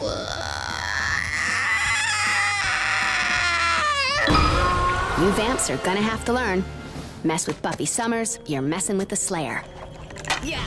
Okay, so I never watched Buffer the video player, but WB leaked a 3-minute preview of Buffy the Vampire Slayer, the animated series back in 2008. Willow, short of the apocalypse, nothing's gonna keep us from that party tonight. Ah, Buffy. Good. We're having an apocalypse. It takes place in between episodes 7 and 8 of the live-action series. Buffy's live actress, Sarah Michelle Gellar, was absent because she wants to do more than just Buffy. But the rest of the crew was really pushing for the series since 2001. So why, after so much time, was it not a series? Well, because it was always too expensive and too hard to market. An action show with a female lead based on a property for an older audience, it's not the show's fault. Often, people who are supposed to market TV shows just don't know how to do their own job.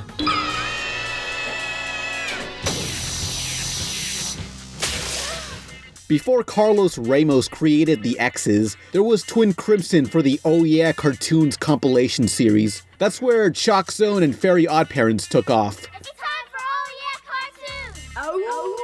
Oh yeah, oh fuck, motherfucking goddamn, holy shit cartoons, fuck. Obviously inspired by the Astro Boy and Gigantor era of anime, Twin Crimson features 2 kids befriending a giant robot and protecting the forest.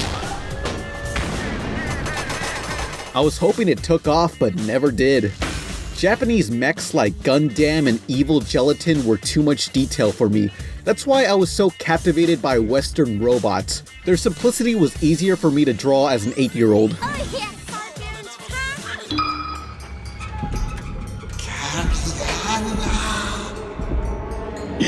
Oh yes, there's a new animated short reviving our beloved Jelly Bean dog. The Fog of Courage is in CGI but captures the style accurately. Courage's creator John Dilworth is directing, and they got the voice cast back. I love you. Eustace's original actor, Lionel Wilson, passed away midway through the original series, so they're using his same replacement voice, Arthur Anderson. Get off my property! The Fog of Courage hasn't been scheduled for release yet, but you can preview a 30-second clip in the description that leads to Vimeo, which is YouTube for hipsters. And now for the honorable mentions. There are none. This is an ongoing video series, so tell me what shorts or pilots you'd like to see me cover, and maybe I will. Or not. I don't care.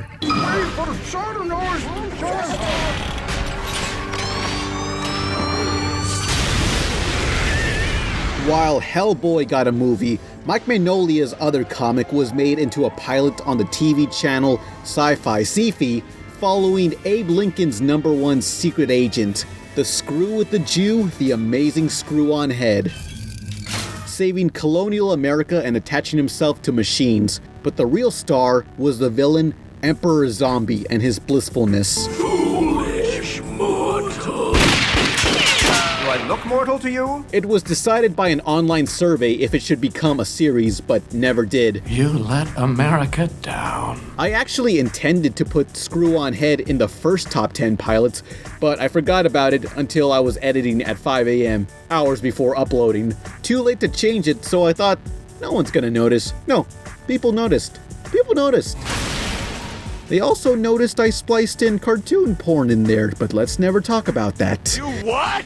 You said no one would know, Tyler Durden.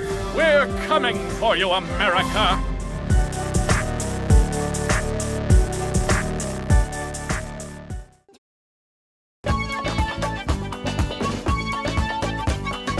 Sometimes a cartoon looks like this, then it looks like this. What the fuck? And that's what I'm counting down. These are my top 10 worst animated redesigns, and to count as a redesign, it must be created afterwards, and it must be animated. It's juice and jam time. You look different. Is different okay? It takes a special kind of person to get He-Man and make him even lamer. The Nude Adventures of He-Man was a reboot for the 90s that transformed the 80s barbarian into a Chippendales dancer. Actually, that's an improvement, I'll take it. But look at what they did to his villain Skeletor. This freaking dork, they gave him eyes. Brotherly combining! Gurren Lagann! Okay, maybe you won't catch it on your first viewing, but episode 4 of the greatest anime ever, Gurren Lagann, was animated by a whole separate team. You could feel a subtle uncanniness here. It's just a sham, a pale imitation of the real thing. It wasn't so bad, up until the aftermath. Takami Akai, the series producer and co-founder of the animation studio Gainax, responded to the massive backlash online as stating their comments were like, quote, putting my face next to an anus and breathing deeply. He then stepped down from the very company he co-created, followed by canceling development on Fez 2.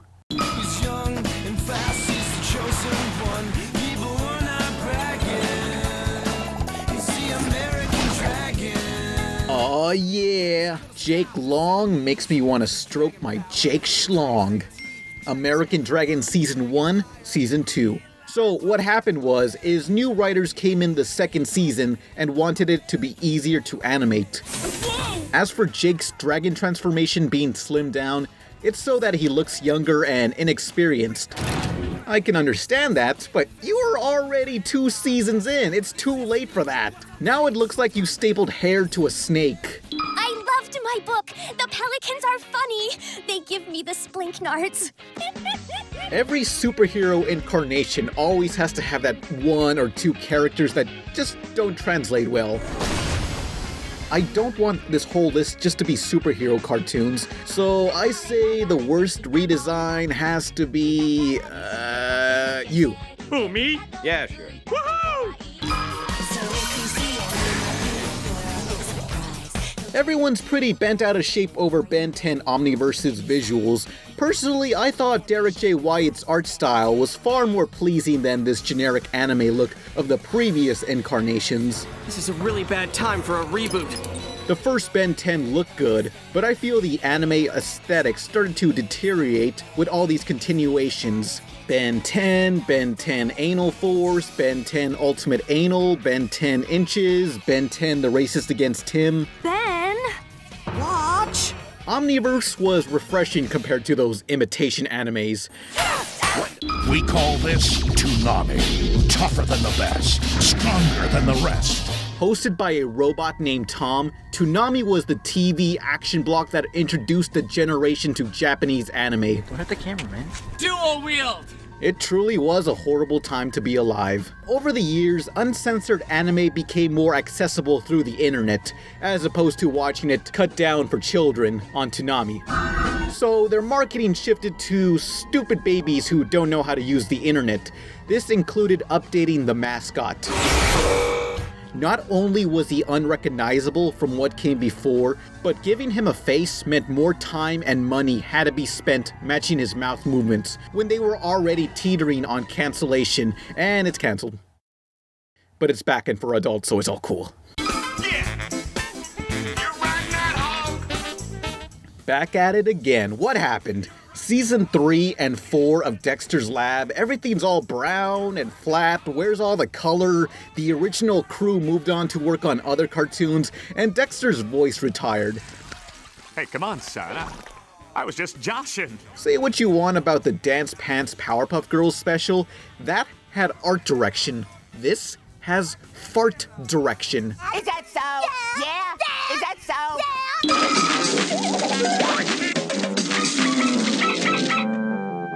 Rugrats and anything else made by Classy Supo Animation was disgusting. I deeply regret not putting Ass Told by Ginger in my top 10 ugliest cartoons. But did you know about the other Rugrats spin-off, Preschool Days, starring Angelica and Susie? It'd be acceptable, but what is wrong with their eyes? Did you have to tell him he looked bad? These kids are so ugly, they'd have to get a job in animation. Now, why have you never heard of this series? It's because it only lasted 4 episodes. What? How did we get here? Simon Belmont?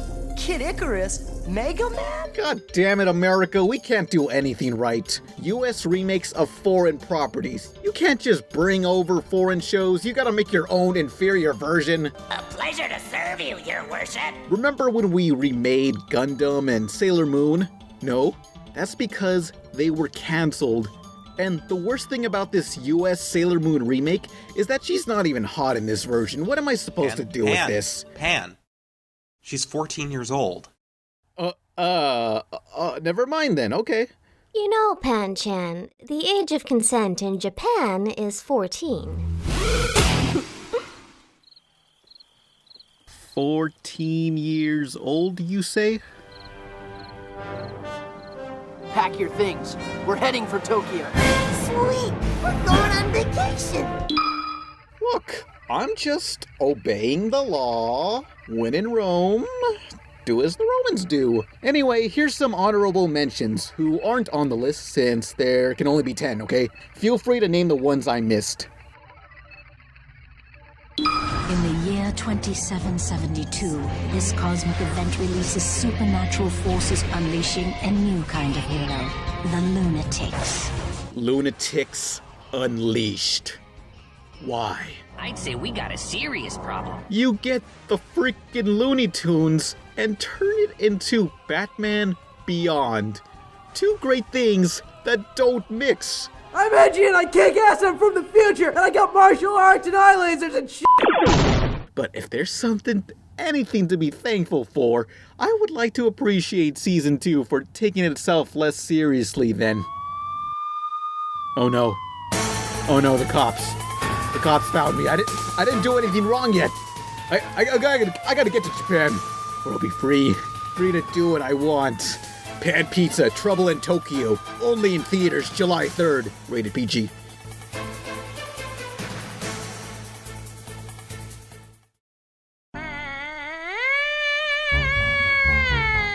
Bleh, I'm a vampire. I want to suck your dick. It's Halloween, so how about we read some creepy cartoon rumors? What if the characters of Cartoon Network's Ed, Edd, and Eddy are dead, and Deady? Fans have analyzed the unusualness of the series. Who knows what evil lurks behind the hallowed walls in the House of the Haunted? Example, it has only ever featured 13 human characters. Never were there any other people shown besides some disembodied arms. Where is everybody? Their skin is either yellow or pale, much like a corpse. Tongues completely off color, like a corpse. Wiggly cartoon outlines, like that of a corpse. Danny Antonucci, the creator, answered why their tongues are colored the way they are. He replies with, quote, "I'm Danny Antonucci. I don't want to do an interview with Pan Pizza. Canada is the best country ever made." Basically, candy changes their mouth color. Jawbreakers! But let's completely ignore what the creator says because they have no idea what they're talking about with their official timelines and crap. The fan theory claims their residence is purgatory, and each of the kids died in a different time in history. 1910, Rolf trampled in farming accident. 1920, Johnny 2x4, tuberculosis and hallucinations of planks stabbing him. And so on with the other kids. The Canker sisters are demons who exist to torture the Eds. In the TV movie, The Big Picture Show, they leave the cul-de-sac neighborhood to find Eddie's brother, who lives in hell and is actually The devil! Now, this all seems very specific for a fan theory, but I got my best investigators deciphering this cartoon for children. Our first clue, a 3rd Avenue candy bar wrapper. Conveniently discarded on top of this trash heap. A little too conveniently, I think. Almost as if someone wanted us to find it. In order to justify this stupid-ass fucking butt fucking theory, I contacted series creator Danny Antonucci to get his perspective. There was no response. No response. There's no response! His lack of comment can only mean one thing, and that's NEDM. But here's the thing that really changed my perspective. Notice the visuals of the show. Flat and two-dimensional, as if they were drawn by someone. That's where I realized Ed, Edd, and Eddy aren't dead. They're cartoon characters. They never existed.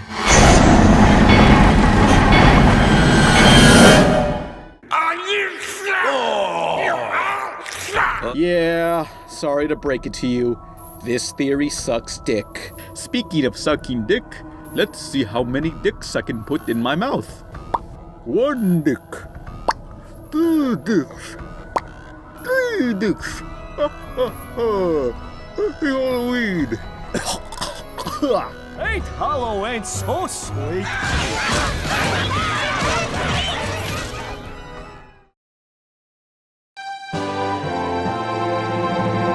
Behold, the greatest skateboarding video game series of all time. Dun dun dun dun dun dun dun dun dun dun dun dun dun dun dun dun dun dun dun. Who the hell did this?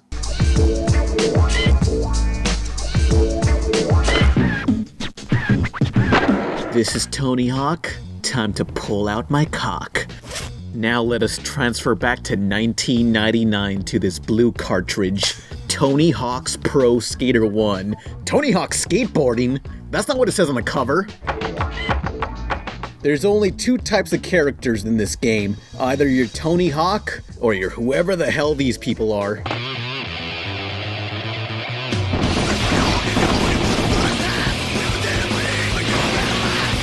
All you gotta do is roam a small section and complete as many tricks or missions you can in 2 minutes. During development, Neversoft contemplated between basing the game around an open area for exploration or a linear path, like the majority of skateboarding games before. There's still 2 racing courses left over, like the bloodstains in the trunk of my car, but the game's primarily about tricks in an open area. Let me tell you what's so great about this.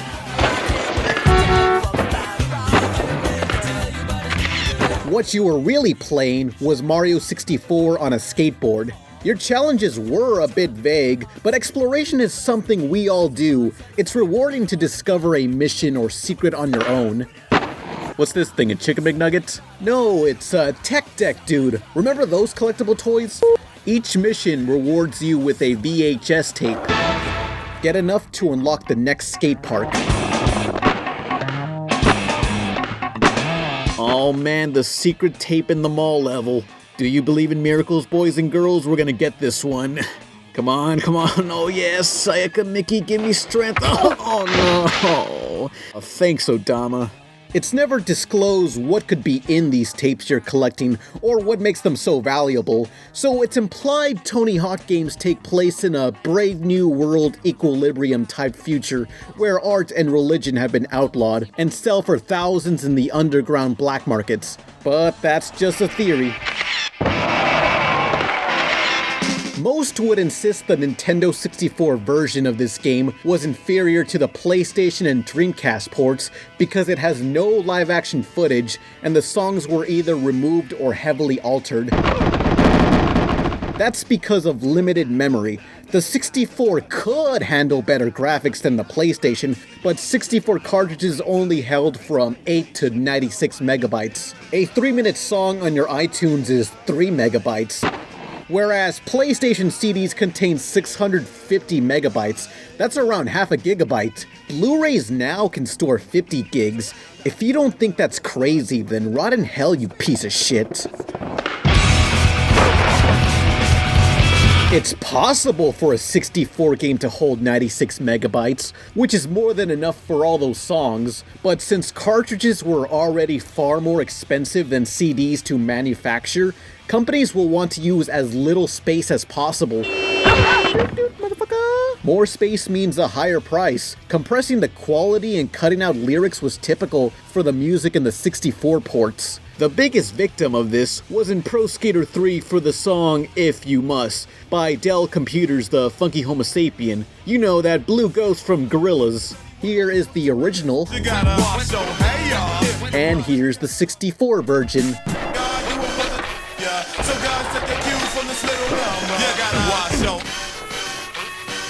It's so awful I can't believe it's not Kids Bop. Well, actually, it's fairly believable it's not Kids Bop. That's clearly not a child singing, and this is not Kids Bop, nor is it hinted that it is.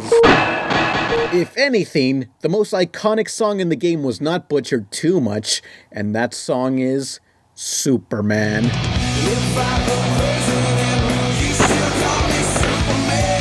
Classic. I love the theme song to Scrubs. Just not the next video after this. I got something else for my 100th video. Next time on RebelTaxi, number 100. Ruse!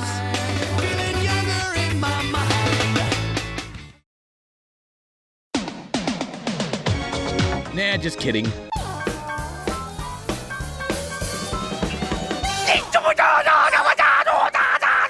Monkey boys!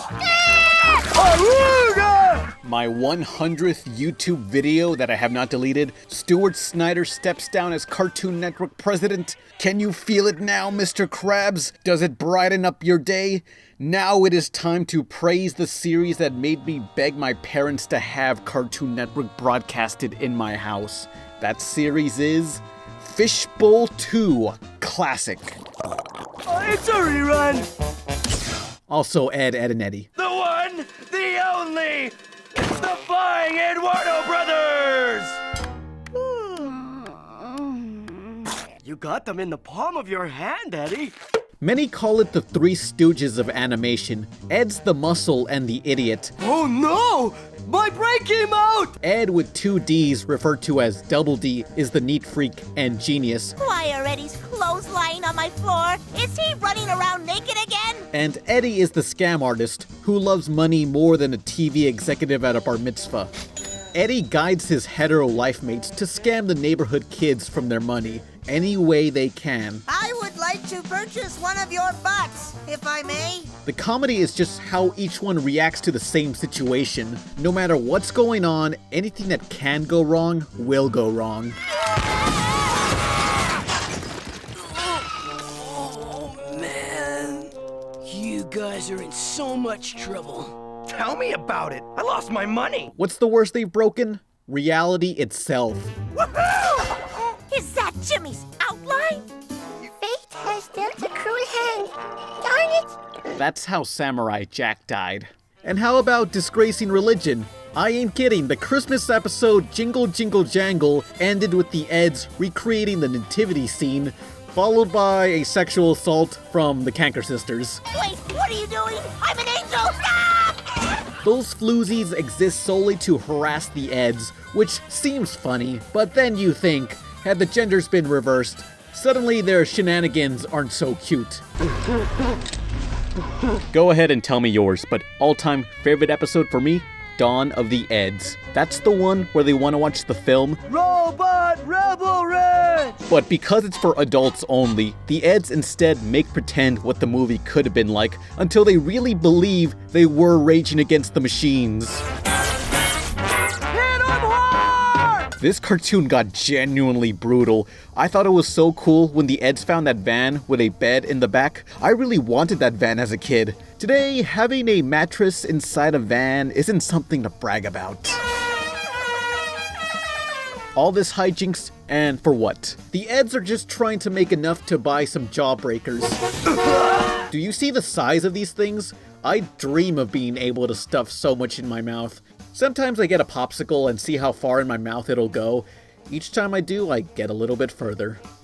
Now, what was really unusual is in this entire series, there's only ever been 13 humans shown. No adults or other kids. Look! Who's that hairy beast eating all the dip? Banana? The internet's flooded in these fan theories involving the kids being in purgatory, or maybe the last people on Earth. It's eerily empty sometimes. I am alone! I am hungry! Head waiter, I can make you a sandwich. You'd want it to be like Castaway, where they'd be desperate for food, or personifying inanimate objects at... Oh. No. Oh no. Oh no, I left the stove on! Now that it's been brought up, Johnny 2x4 was this kid who carried around this piece of wood named Plank. My best friend Plank.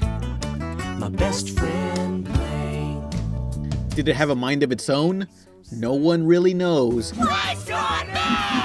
It's like the Kamehameha of the show. We all did it. We all doodled a face on a wooden board at one point in our lives. And as it turns out, Plank has a family. We Batman now. So you're probably not wondering, where'd this show come from? Did it fall off a truck? That's how my brother was born! Well, at the tail end of the credits, you see the thing. The Eds are a production of AKA Cartoons from Canada. Canadians are weird! The showrunner was Danny Antonucci, who loves America. Fuck America. Let's look back on his previous works, shall we?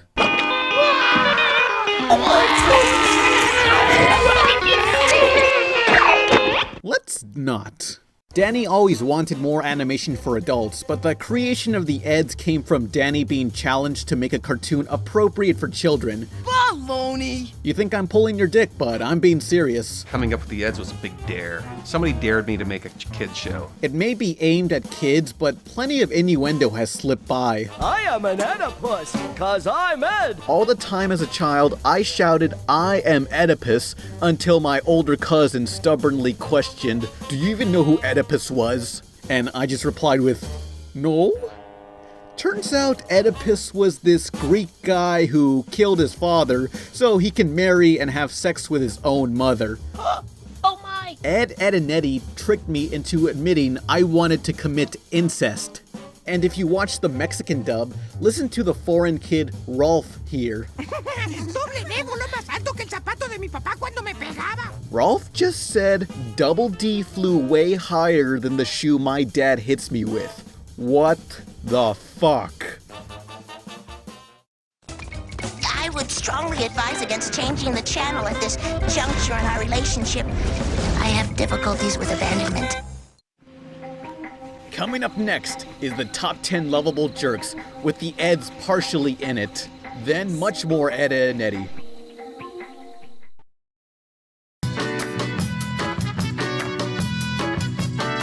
Hey! Yes? You look like a real jerk. Well, I am a corporate executive. Jerks. They're out there, but sometimes you can't help but love them, and that's what I'm counting down. Me? No, not you. I'm looking for jerks whose antics we can enjoy as a family. These are my top 10 lovable jerks. Just one rule, no straight up villains. This list is competitive enough on its own. It's Jerk-a-Jew time. I was a wimp before Anchor Arms. Now I'm a jerk and everybody loves me. Eric, did you just take a crap on my dais? All forms of immaturity and bigotry swelled into the form of this big bone child. What hasn't South Park resident Cartman done? Oh yeah, there's this one kid whose parents I had killed and then made into chili, which I fed to the kid. Now, how could Cartman end up so far from number one? I like him, but it's for the good of humanity he doesn't succeed. No! You threw off my groove. I'm sorry, but you've thrown off the Emperor's groove. You were saying? What's his name? Are you familiar with the movie cliche of the big businessman trying to buy out a property? Booyah! Well, that's who Cusco of Emperor's New Groove is, and he ain't so bad.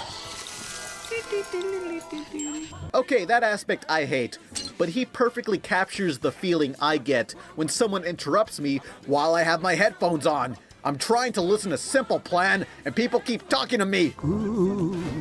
During the film's development, Emperor's New Groove was first intended to be a far more dramatic musical entitled Kingdom of the Sun, which some music tracks are left over online. But I'm thankful for how this Cusco ended up. Don't tell me. We're about to go over a huge waterfall. Yep. Sharp rocks at the bottom? Most likely. Bring it on. Is Deadpool here? Did he take anything?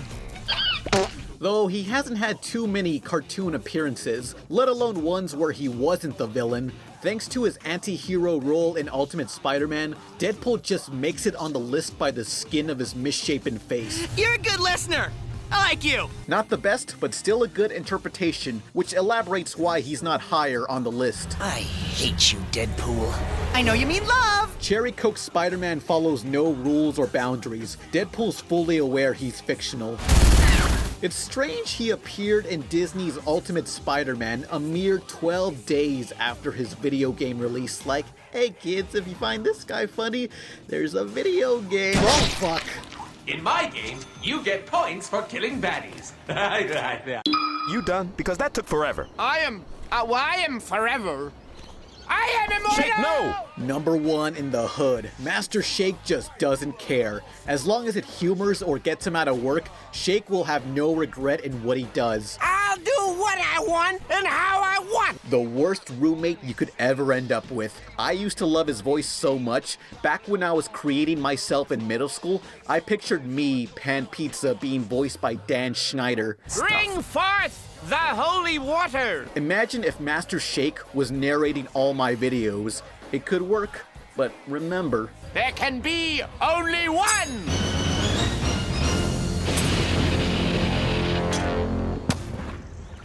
Big Grill in the night. Alas, poor Grim. I knew him, Billy. Shut up! Oops. La la la la la. you put a bitter, angry girl into any cartoon, and she'll be the fan favorite. Someone who speaks their mind but still holds a bit of sympathy for others. I guess I'll help save the Earth then. They're known as the tsundere. Cold, hard on the outside, warm, soft on the inside. And I want to get cold, hard, and Raven's warm, soft insides. Eat it! She's gonna eat it!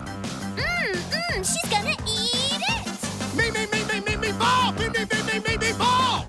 Why did that funeral have to take so long? I'm gonna miss my show. As most watchers of the Hub channel were busy butt-fucking anime donkeys like I was, the relatable Dan versus remained unnoticed. Yes! quarter! So much as mildly inconvenience him, and Dan will dedicate his entire day to tearing you down. I'll eat your children! Dan, that's disgusting and impractical. Noisy neighbors, bad parents, banks. Dan's a jerk, but he goes after the right things. Promise me, you'll steal from them every chance you get. Oh, I will. And we're making awesome X-Dolls, and they're gonna kick so much ass, you'll probably go blind. I was considering Archer for this list, but was reminded of its spiritual prequel, Frisky Dingo. I'm Xander Cruz. Wow. Xander Cruz made this, without a doubt, the best Iron Man cartoon that never was. Give me some glitter on here. You can't fax glitter. Well, not with that attitude. Not with any attitude. Like the drunk American cousin of Tiger and Bunny, marketing is what makes a superhero who they are. Cut down in 2 seasons, its humor lives on through Archer. For Force 10 News, Thank you. Thank you, City. You're awesome. They're just robots, Morty! It's okay to shoot them, they're robots! Glenn's bleeding to death! Someone call his wife and children! They're not robots, Rick! It's a figure of speech, Morty! They're bureaucrats! I don't respect them! The Rick in Rick and Morty seems like a corrupted Doc of Back to the Future, putting his grandson Morty through multiple dimensions of hell. Are these pills supposed to wake me up or something? Close! It's gonna make your kidneys shut down. What? His abuse to children alone is hysterical enough, but in due time, you see Rick really does care for Morty and comforts him from the absolute worst. A major example being a sexual assault sequence chosen by the co-creator and voice of the two leads, Justin Roiland, to be portrayed not comedically, but instead as more of an uncomfortable reminder. And what does Rick do to this rapist? You could feel Rick was wrong to abruptly kill that man, but he was asking for it by not wearing a bulletproof vest. Bender, can you continue to drink, smoke, and steal things on TV? Yes, I can. We're gonna have a TV party tonight! Alright! Not too evil and still loyal to his friends, Bender is the perfect balance between lovable and irresponsible. Remember me! Built to bend and construct, Bender does none of that. Try this, kids at home! Engineering proof that drinking and smoking does in fact make you cool. Say more about how great I am. Also, he got me into Black Flag, so that too is a huge plus. All right, closure! Ah, oh. Now for part 1, but first some honorable mentions, who aren't on the list because there can only be 10, okay? Feel free to name the ones I missed.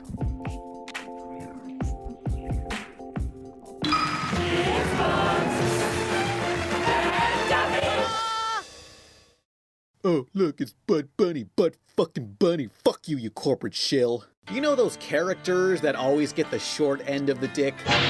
Each and every viewing of their adventures, I think, they're gonna do it. They're gonna make it this time, but no, it just never works out. Number Juan is for those loser characters. From their perspective, they don't mean to be bad, they're just trying to eat. Too bad that didn't kill me. All I request is for Ed, Ed, and Eddy to be accepted by the other kids and enjoy some jawbreakers, but seldom did that ever work out until the end. Make him cry, Kevin, do it! Yet the underlying message came to me, and that is, bitch, I don't give a shit. Quality over quantity. I don't need to impress every single person. This ain't so bad. If someone you don't care about hates you, then that means the mere sight of you burdens them. It frustrates them to see you happy. Look at him playing by himself like an idiot. Why waste time impressing them when ignoring them and enjoying your own life means you're treating them like they ain't shit? I'm a yellow wolf looking for trouble. Sonic the Roadrunner can suck her cunt somersaulting into a paper shredder for all I care. I'm gonna be king of the pirates. Next time on RebelTaxi, Ed, Ed, and Eddy review part 2. Link to part 1 in the description. Cry for the moon!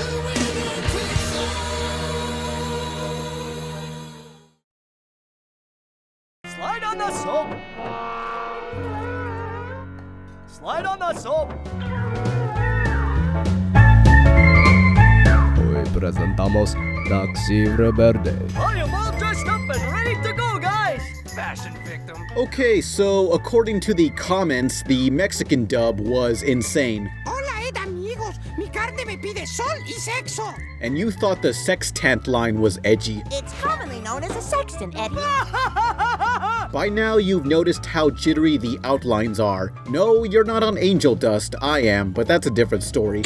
The reason for this is to emulate old cartoon film shakiness. Somehow the style works at being both fugly but still appealing. You're too fat for me. I'm too fat for you. What? No flowers? Pause it any time and you'll find a funny face. It's proud of its imperfection. You're not perfect. At least I have arms, asshole. Another real charm was the sound effects. They'll resort to everything possible. Oh, bubbly, hot job. Now let's look at Johnny Test. I want you to watch Johnny Testicles and count how many times the whip sound effect is used, because that's the only sound effect they use. Johnny Test gets whipped so much, it should file for divorce.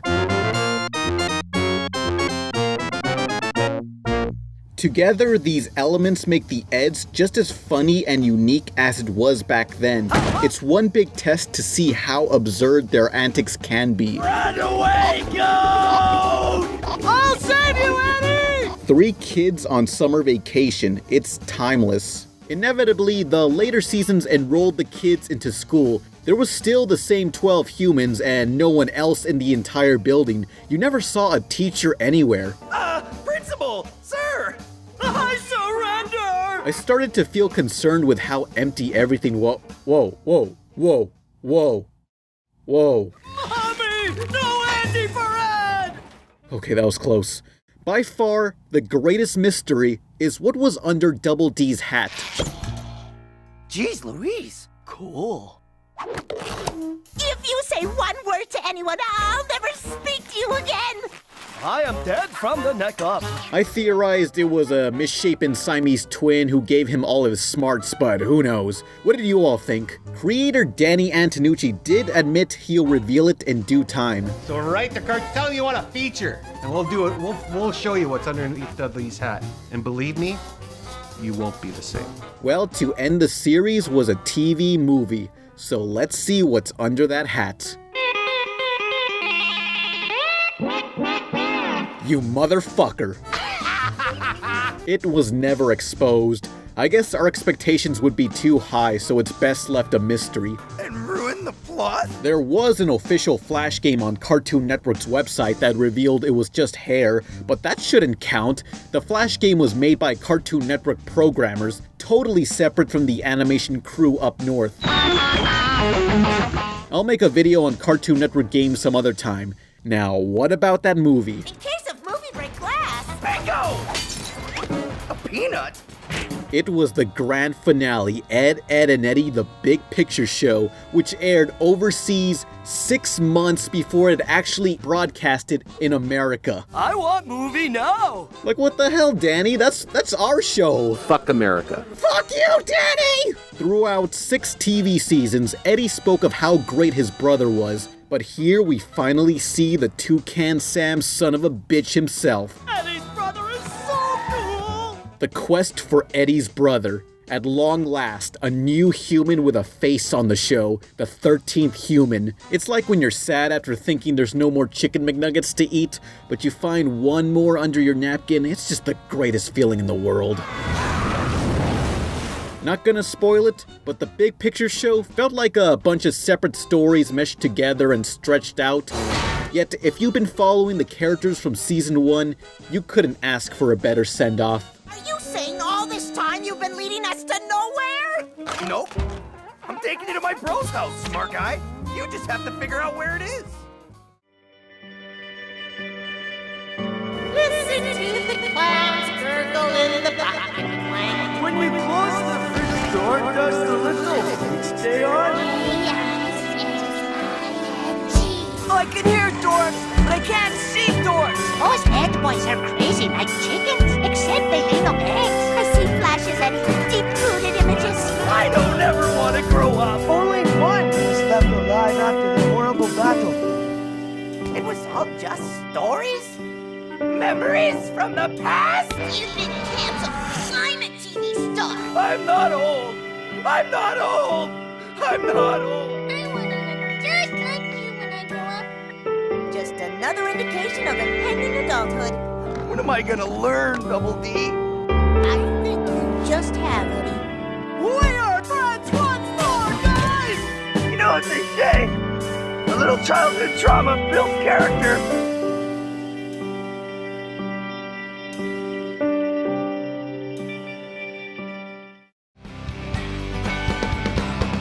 Sun's up, I hit the floor. Shoes tied, I'm out the door. Is this a clean shirt? I think it was one yesterday. Does Ed, Edd and Eddy need a revival? Yes! It was stated to end at season 4, but its popularity granted it 6 seasons, a few specials, and a movie. You'll have legions of fans! In Japan. It's currently the longest-running Cartoon Network series. Some say the Ed spirit lives on through Workaholic's mischief or Clarence's childlike nature. 2 shows I highly recommend. Maybe there is potential for more Eds. I don't know. I'm not a professional. I'm a pizza. But what I do know is, I don't have to hear requests for this show anymore. Get ready for a new video every 2 weeks on Tuesdays. Doot doot. Excuse me, Eddie.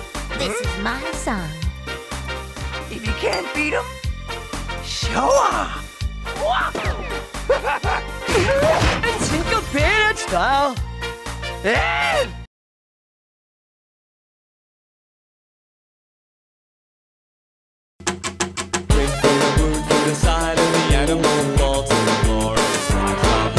At the dawn of every TV show, only one episode is produced. This is called a pilot. How did you get to be such a good pilot? If a network approves, more episodes are funded. Rejected, only one episode it remains.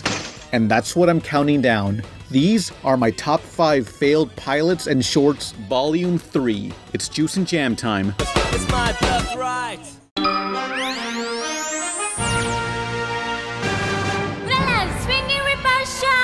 On the Sega Dreamcast was a rhythm video game called Space Anal 5. News reporter Ulala dance battles with aliens in the style of Simon Says. Up, down, dip, dip, dip. Up, down, choo, choo, choo.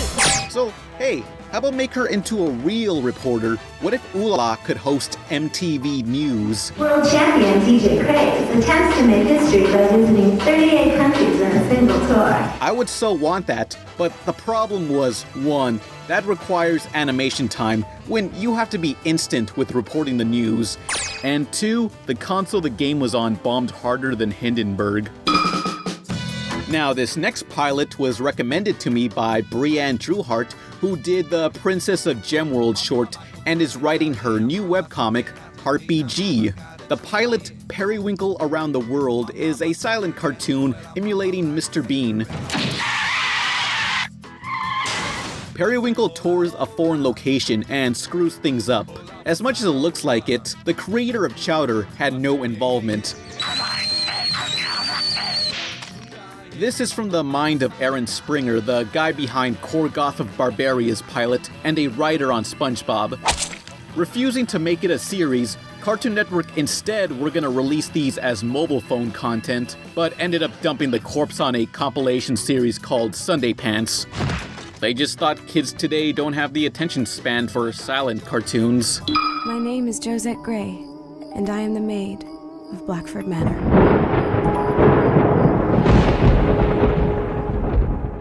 Now, this is one of Cartoon Hangover's online shorts, Blackford Manor, a more atmospheric mystery one-shot. Oh, cabbage soup. It looks yummy. It's a real contrast to the usual Hangover comedies. I can also appreciate the composition. When you're setting up your shot, position your character and props so it's recognizable as a silhouette.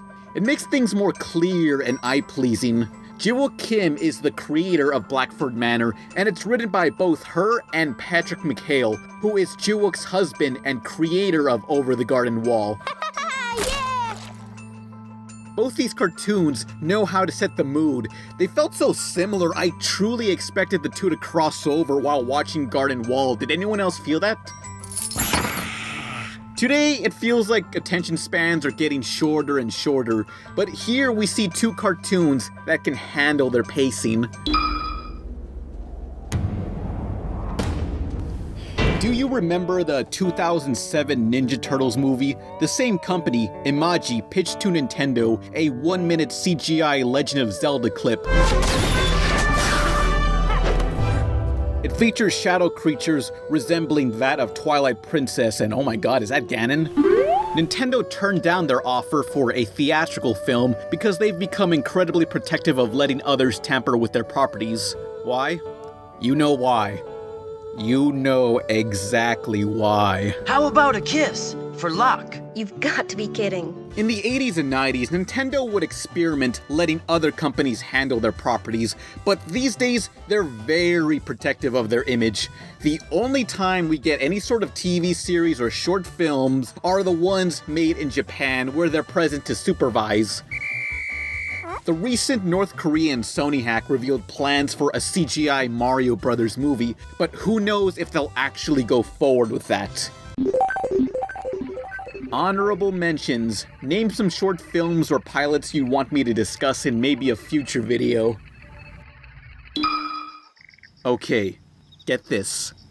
Batman in high school. Eh?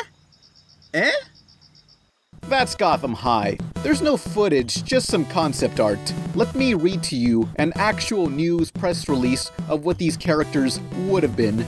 As students in a prequel, Bruce Wayne's the rich kid, Joker class clown, Two-Face class president, and Mr. Freeze is the cool kid.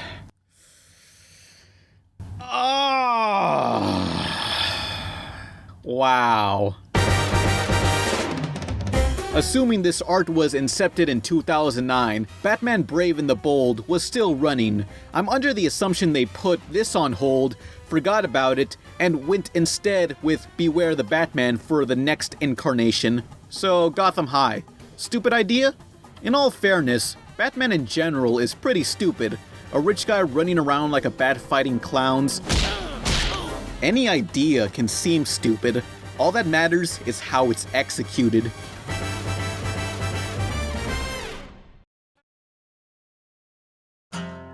Gonna take you back to the past to play the shitty games that suck ass. When I was 14 in 2006, my time was spent watching video reviews online, and one of my favorites was The Angry Video Game Nerd. Try to help me now, man? A web series of a grown man who gets mad at terrible video games that were made about 20 years before then. Like, yeah, that's gonna show those game developers. I want to nail Roger Rabbit to the fucking cross. AVGN and Screw Attack in general was one of the major factors that made me want to do videos when I was a little pizza. Pizza shit. Turns out the nerd himself, James Rolfocopter, and his writing partner Kevin Finn had more ambition to both this character and filmmaking. This is the script to the Angry Video Game Nerd movie. Nearly a decade in development and over $300,000 in fan donations, the Angry Video Game Nerd movie was porn.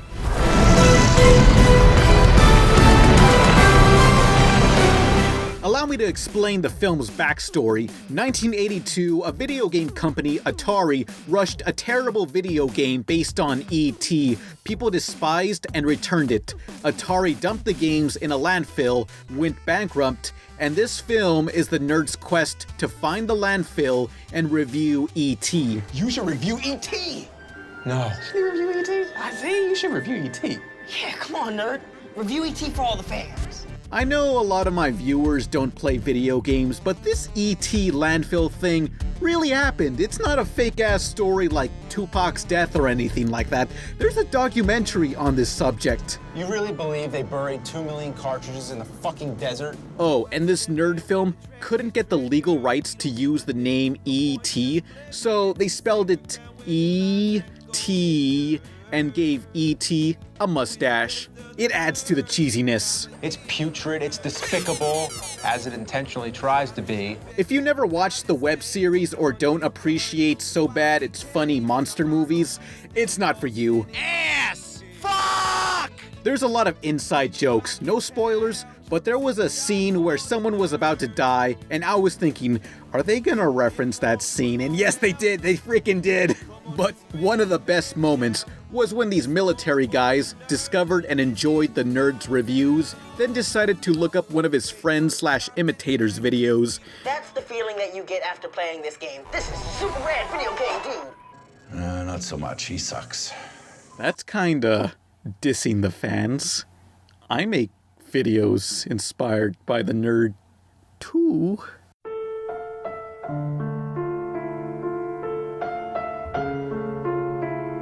The highlight of this film were the practical effects. It's so satisfying and hilarious to see physical objects being smashed, but the green screen and backdrops just look too computerized, I guess. I don't know, it just doesn't mesh well. Well, there's been some budget cuts. I'd love to get the DVD just for the behind-the-scenes features. As of now, the film by itself is only available to buy on Vimeo, while iTunes offers the soundtrack. It's a nice mix of both 8-bit and orchestral themes. Of course, I bought it. I spent money on music. That tells you something.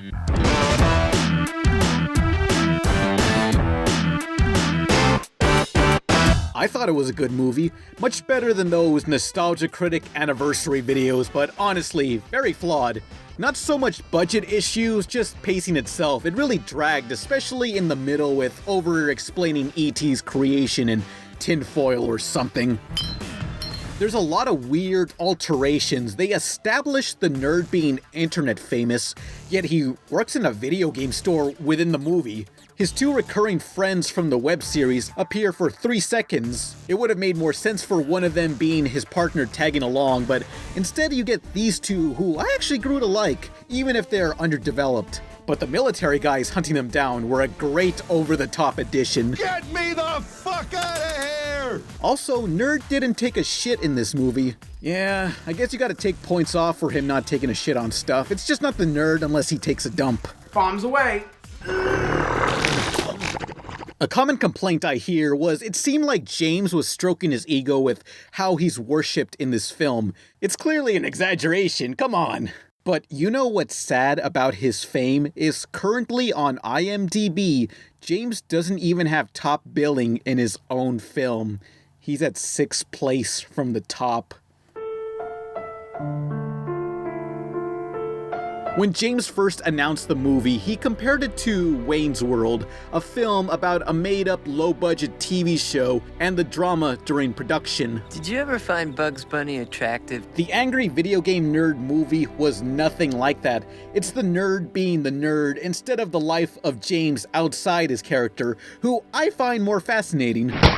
You see, James's main goal in life was to make horror movies, but these reviews became both his living and claim to fame. Cow a fucking piece of dog shit. That's his job. He's got a family to support. The nerd doesn't have as much time as he used to for pursuing much else. The Rob the Robot video, now that one took 122.5 hours. It's gotten me thinking, what if I'm stuck making cartoon reviews and top 10s instead of actually making cartoons? Why don't I just give up on my ambitions and become a Let's Player? This is James slowly breaking out of that. Regardless of what you thought of the film, you have to admire the nerd's dedication. Nerds before birds. That's the way. So whatever theatrical project he has planned next or video review, I can't wait to see. But this is not a major Hollywood studio multi-million-dollar production. This is just 3 normal guys who were friends in high school who had a dream and said, hey, let's make a movie. And all these years later, here we are. So let's watch this thing. They will say you're just a fool. Just never quit and don't forget the golden rule. Nerds! People nerds!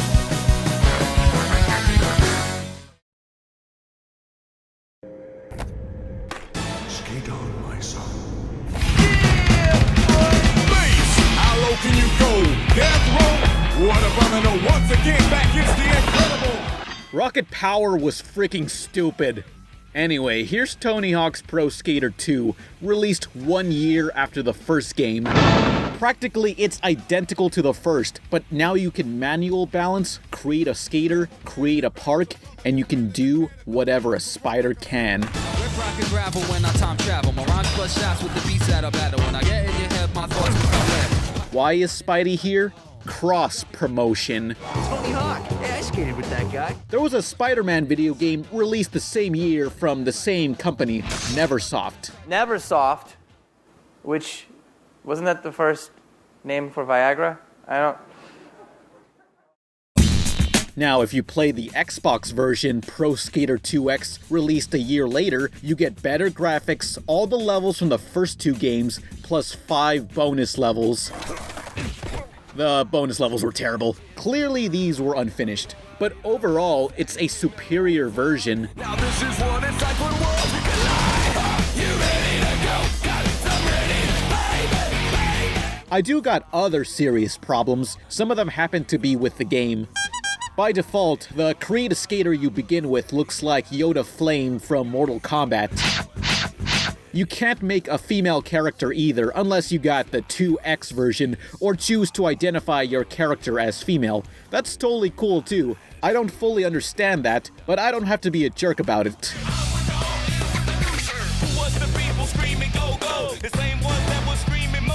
Character creation is limited, while create a park is still pretty resourceful.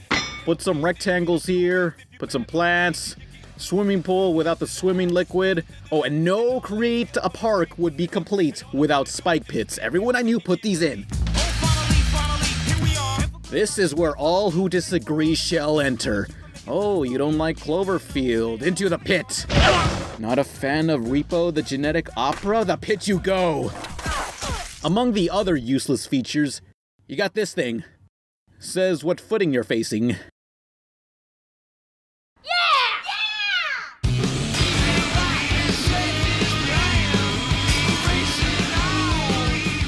An element that remained exclusive to this game and none of its sequels were the missions gave money instead of points. Bigger the challenge, more cash to purchase new levels. Other entries in the series, every mission is 1 point no matter the difficulty. Get more rewarded for hard work or do any mission you want for the same prize. So what's better, capitalism or communism? I'll take the communism route since I can be lazier and get the same reward. The red way is the best way.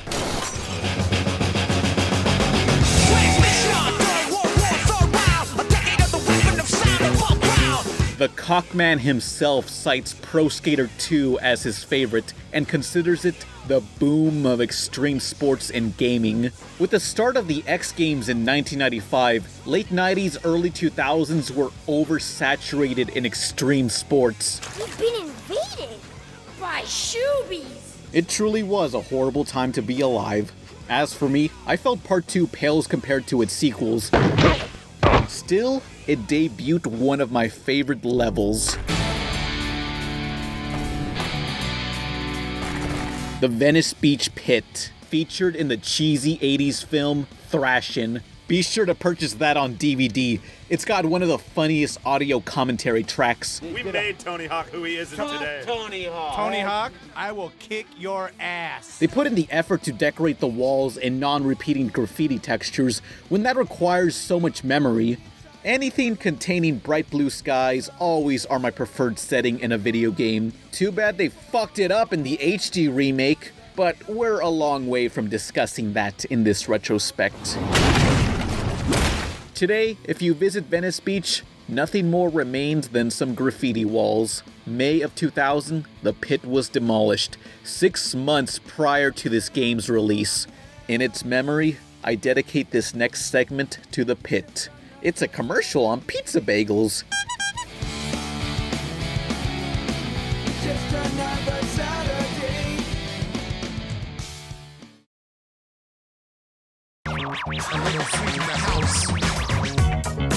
In space, no one can hear you scream.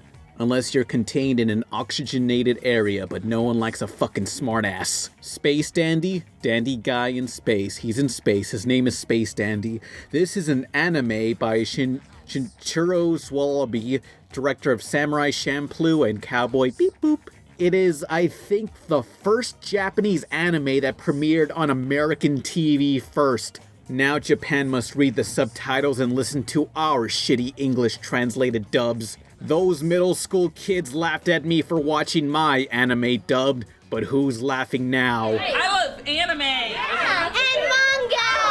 And gaming! So what's Space Dandy about? As described by the Toonami Faithful fan podcast, which you all should listen to, the titular character, Dandy, acts like he just saw Cowboy Bebop and thought, I too can bebop, except he's an incompetent, womanizing idiot, which is exactly how RebelTaxi started. So this is Johnny Bravo in space. Find new alien species and catalog them for money is Dandy's goal, with his auto-tuned robot and this thing that looks like a chess spin. Even in the far reaches of space, Crocs shall be forever. There's also boobs everywhere. A lot of it. Oh yeah. A flair for the dramatic, a love for the ladies, and one sweet head of hair. That's the Dandy way. No one out-dandies Space Dandy. Space Dandy's got a lot of action, sometimes gets emotional with noodles, but primarily it's a comedy in that we know it's a crazy TV show and so does the narrator style, very much like Sergeant Frog. Now visually, it can become so fluid and psychedelic, and all these aliens, technology, or ship designs are just real interesting. Universe building is its specialty. There's all these props and vehicles that I wish were real, then you realize if they were real, it'd be super expensive or be for sale at a smelly convention, so to hell with that. From what's been seen with the Japanese and English voices, each have their own jokes absent or added in, so it balances out. You're not missing much watching it in English. People have made comparison videos already, but in English, the robot speaks in auto-tune, so automatically, it's a better dub. How did they figure out where we were? Who knows? Lucky guess, maybe? Can you argue with that logic? Yes, you can, but I'm not gonna listen. This better be a good dub because the action animation block Toonami was given an extra 30 minutes early in their time slot. We're starting a half hour earlier with the world premiere of Space Dandy at 11:30. You heard that right. World premiere. It won't have even aired in Japan before we show it on Toonami. I'm hoping this becomes a trend. Multi-language translations releasing so far apart is what really hurt the industry. On American TV, anime and anime-inspired shows used to be all over the place in the early 2000s. Not anymore. It's now on late night Saturday for adults who want action, in the morning for kids with a bunch of those card trading and collecting animes, and that's all we got here. It takes about a year for the Japanese series to be translated in English, so the hardcore fans rather just watch it instantly online subtitled, but if Space Dandy's successful, maybe it'll encourage more multi-language releases near the same time. So I would like to tell you all I am now accepting P.O. Box donations. DVDs, games, cartoon-related stuff, I'll take it. Info of that on the Tumblr. Also, there's links to my personal Tumblr, where I have a Q&A the first Sunday night of every month. You don't need a Tumblr account to ask a question. By the way, help these guys out with their indie comic, Super, by Unlikely Hero Studios. Just do it. Coming up next, a review of the new Powerpuff Girls special. Give the style a chance, it's gonna grow on you. It's by Kevin Dart, the guy who is an art director on Stevie Universe and Les Bionic Titan. Yeah.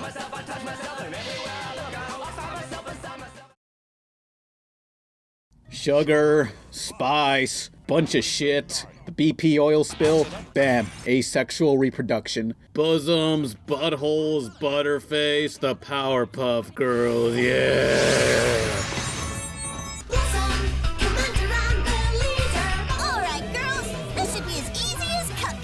January 20th, Cartoon Network celebrated the 15th anniversary of the Powerpuff Girls. Also, it was Martin Luther King Jr. Day, but he doesn't deserve a holiday. Martin Luther tried to kill Superman. That's not very nice. The Powerpuff Girls Dance Pantsed is not a new series, only a 30-minute special. It's like nothing changed. Same voices, same humor, but in a 2D and 3D style, and the internet hates it.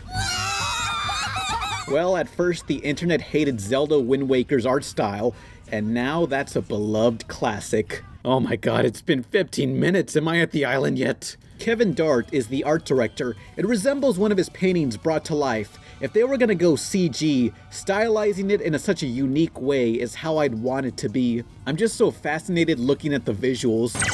You can also see Kevin Dart's work on the backgrounds to Steven Tyler Universe and Les Bionic Titan. I even got one of his t-shirts right here. But what if they did the episode in the old style? Okay. Now close your eyes. Yeah. Nah. They did the same art style for 6 seasons, a movie, and the 10th anniversary special. Yeah, 2 anniversary specials for Powerpuff. What about the other shows, Cartoon Network? So how was the episode story, you ask? I never asked that. Nobody's talking to you, Tristan! The girls buy a dancing video game that the villain Mojo Jojo uses to mind control them. A pointless episode, yeah, but it was a lot of fun to see them reunite. Sister! I'm 3 levels away from powered leg warmers! You can handle any scary monster without me! I agree. I don't agree! We are the Powerpuff Girls! And a bit disturbing when Buttercup was slammed through the ground so hard, she burned through the center of the earth and continued falling. It carried the spirit of the series, despite the time gap, and creator Craig McCracken not being involved. He's busy over at Disney working on his new cartoon, Wander Over Yonder.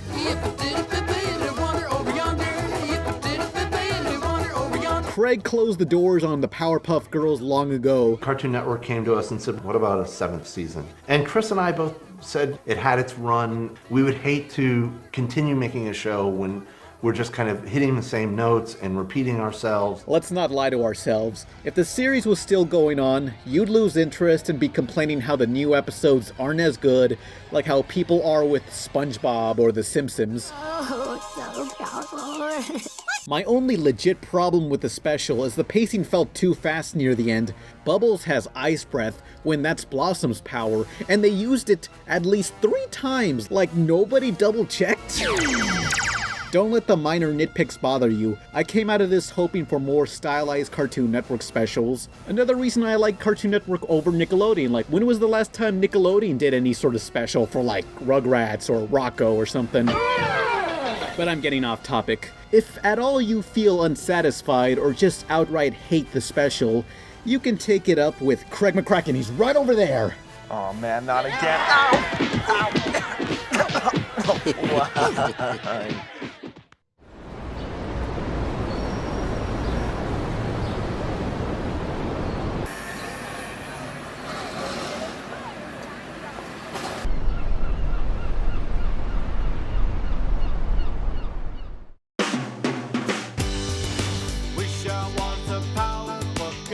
Cartoon Network hyped up Dance Pantsed with a music video by Ringo Starr of the Beatles that played between commercials. It's in the vein of those groovies music videos the channel did long ago. My eardrums are bursting! But it was not part of the episode. Ringo Starr did a voice, but was barely in it. Your number's up, Fibonacci! You put Ringo Starr in an episode with a whole dancing sequence, but he didn't do any music? They just had some generic songs. It was kind of a missed opportunity. I decided to call up Ringo Starr to ask why he wasn't in the special that much.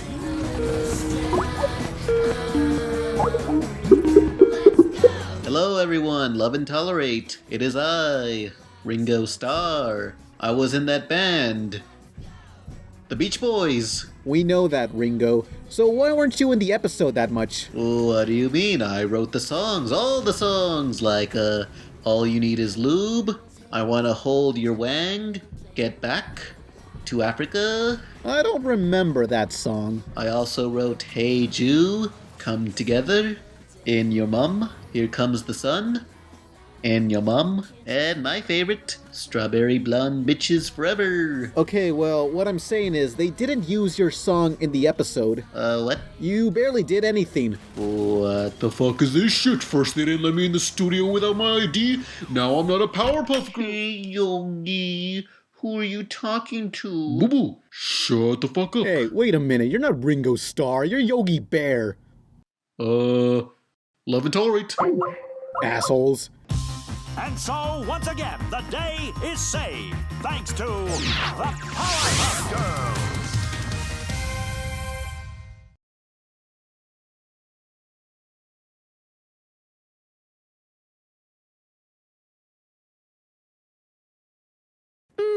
Maybe later. So is it nice being a bird? Nope. How the gentle wind beckons through the leaves as autumn. Okay, so this is rare in American television.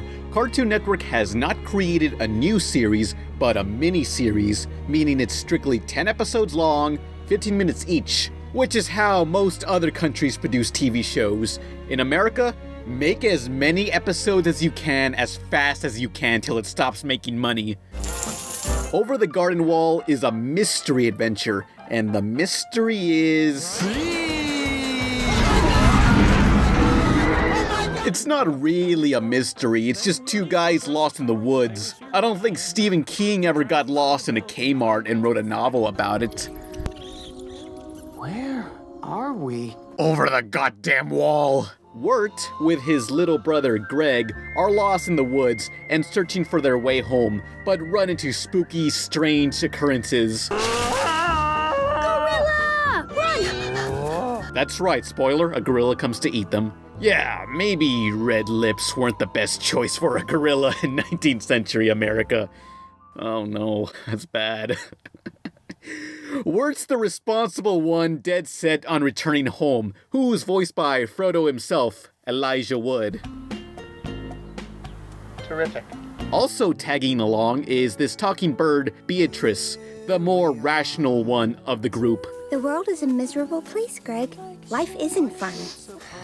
While Greg is the quirky, juvenile, Mabel Pines, excitable one who brings life to the show. Now, let me explain what I mean. Over the Garden Wall is created by Patrick McHale, who worked on Adventure Time and Flapjack. You'll definitely get a Flapjack vibe from the tavern scene. He's the butcher. I'm the butcher. The baker. Yeah. The midwife. The master and apprentice. The tailor.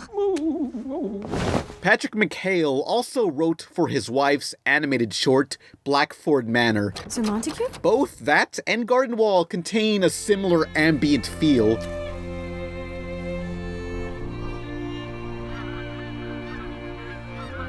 It's quiet and less hyperactive than other cartoons in the network. None of those neon colors, only simple brown and orange earth tones. The pace may bore people, but that's why Greg's here. Oh, potatoes and molasses. They're so much sweeter than algebra class if you're stuck. Potatoes and molasses. I get hammered in 5-shot glasses. Potatoes and molasses. I shove it up my asses. Oh no. This one dream sequence, can't find any info on it, though I just know it was designed by the artist for Parappa the Rapper, Rodney Greenblatt. I gotta point out this laugh. To me, it sounded off like it was recorded far from the mic. That's how you can tell it was a legit laugh. Boy. Or maybe I'm just overthinking it. You'll grow emotionally attached to the trio as you discover more of their history. If 10 episodes of Garden Wall weren't enough for you, you can buy the one-shot comic of a story that didn't make it to the animation. But there is an 11th unreleased pilot episode, Tome of the Unknown.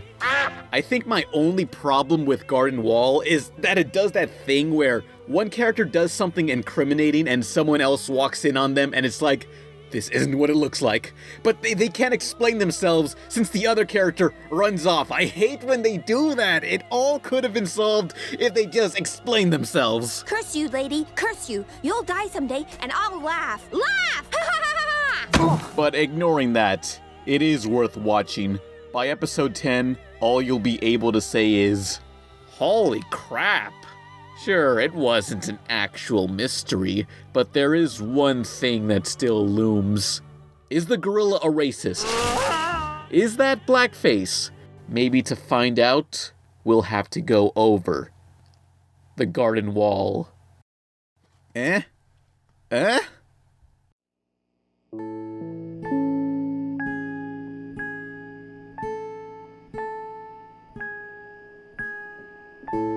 Though I am lost, my wounded heart resides back home. Don't you want to be more like your brother? Just a pathetic pushover who relies on others to make all his decisions? Hey, what? I'm not a pushover. Beware the unknown! Greg! Greg! The beast knows your presence, ready to claim you. Let's go find Greg. At least wait until the storm dies down a bit. You'll be no good to your brother dead. I was never any good to him alive, either. I'm sorry, Word. As long as the flame stays lit, he will live on inside. Come on! It's gonna be fine, Word. It's my fault we ended up here. Everything's been my fault. Are you ready to see true darkness? I'm not just gonna wander around in the woods for the rest of my life. You just have some weird obsession with keeping this lantern lit. It's almost like your soul is in this lantern. Don't!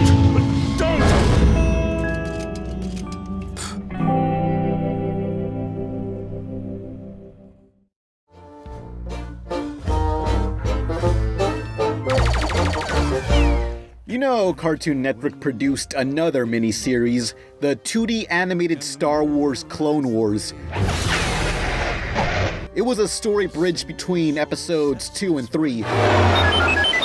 Now, with that and Garden Wall, you could see it as a bummer they built it to be a limited run, but it works to its advantage. Smell you later. Most of the vignettes stand on their own while still having an overarching plot.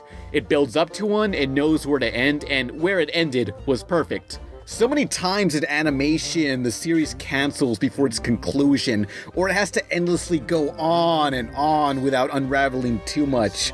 Over the Garden Wall is just complete. And over the garden wall.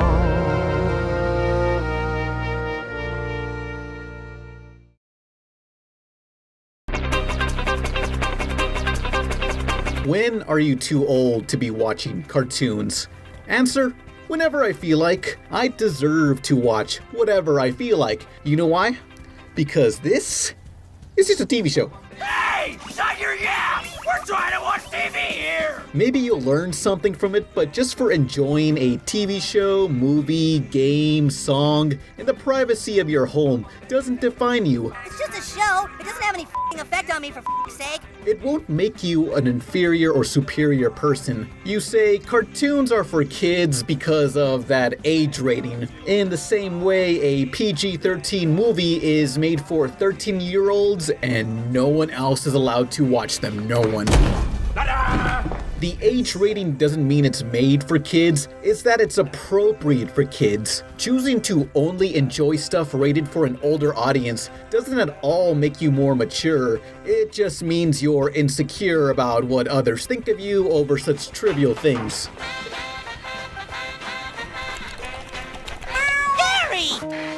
If it was any good, it shouldn't matter the age rating. The adults who make these cartoons typically write them based on what would interest them. We just write it to make ourselves laugh, and luckily that's other people laugh at the same things that we do. We're making it for ourselves. Like everybody on the show, we're like a fan of the show and we just like trying to make each other laugh. When you write what you think is funny or interesting, someone out there is bound to feel the same. We never really made the show for kids. We always just made it for us. But you never know whether it's going to hit or not. But we just trusted our own instinct and made the kind of movies we wanted to see. Why write for children? I don't write for children. You don't? No, I write.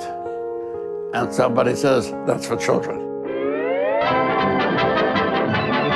From the beginning, cartoons were always made for everyone. Since the 20s through 60s, animated shorts like the Looney Tunes were played in movie theaters and drive-ins before films. Generally, it was for all ages. Occasionally, inappropriate stuff was snuck in. TV later became more prominent. Hanna-Barbera Studios made their animation more affordable and marketable towards children, since they felt adults wouldn't get past their more limited animation. And that's where the stigma came to be. Multiple attempts have been made to make more mature theatrical animation, but never did that break into mainstream success. At most, people today accept animation as comedy, and they think there's only comedy in animation. It's not. No. Stupid. Then there's people who think a cartoon can't have a good story. If a story was good, it shouldn't matter that it's animated. Stupid. If anything, that should value it more. Can you do this? I don't think so. Hang on, let me push the make a cartoon button on my Macintosh. Oops. Animation is a massive group project. Every single object has to be designed. Basic stuff you take for granted requires far more effort than you'd expect. People spend their whole life learning to art. No one's born being a good drawer. Animation is for everyone, sometimes not appropriate for everyone, so hopefully this video changed someone's minds. If not, then they're stupid. The cartoon audience is a whopping 44.6% adults. And why not? We grew up on cartoons. These characters are like members of our families. Animation is art. Art! If someone makes you feel bad solely for watching cartoons, it just means that person thinks he's superior because of the TV shows he watches, and that means he ain't got nothing worth bragging about. Come on! It's a beautiful sunny day, and the future looks bright! Wanna go inside and watch TV? Duh! Temperature is rising, must be country summer. Time to shows all for you, now you're getting warmer.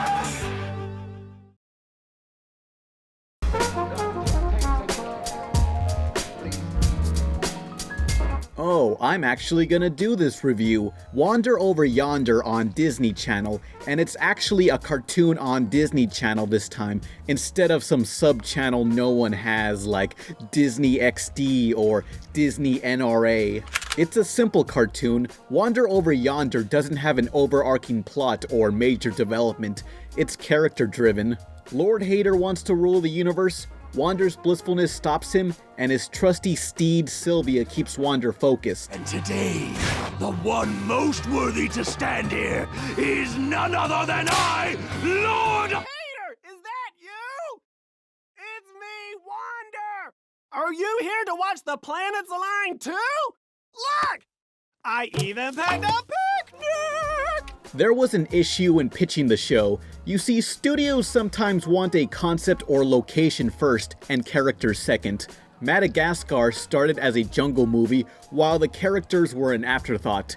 But creator Craig McCracken argued, kids didn't love SpongeBob because he was underwater. They love SpongeBob because they love SpongeBob. You know, they love Bugs Bunny because they love Bugs Bunny. They like Mickey Mouse because they like Mickey Mouse. Craig basically told them, you executives are so stupid, you stupid freaking idiots. I hope your family knows how stupid you really are, you marketing school rejects, and it worked. When you're writing a story, you gotta know who your characters are first. Then you can put them in any situation you want. You could write the Looney Tunes or the Simpsons playing basketball and parroting horror movies, but you'll still know everyone's personality. Wow! What a neat little town! There's a little park and cute little buildings, games and rides and... Rotting in one of Lord Hater's cells for the rest of our lives? Sorry, Wander. I don't think so. Most of you may recognize Craig McCracken's other work on creating Fosters and Powerpuff Girls. I thought it was his wife, Lauren Faust, who made those shows. The visuals of Wander are reminiscent of those shows, smooth curves and flows everywhere. I don't think there's a single sharp edge in this entire show. Oh my god, there it is, a sharp edge, oh my god. In the audio department, it's nothing but banjo and folk music, but the intro theme is what will really stick with you. Dare ye take the 10-hour challenge?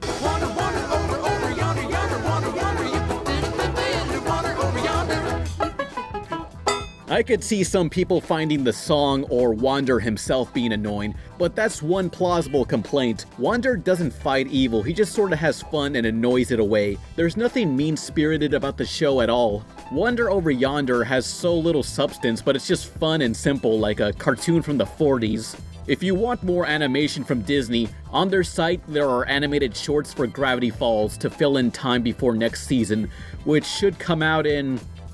I don't know. Now remember, go to my Tumblr, links to my personal blog, with a Q&A the first Sunday every month. Now accepting P.O. Box donations and looking for these things. And if you notice, I'm almost at YouTube video 100. What is it gonna be? Is it gonna be a disappointment? You guessed it!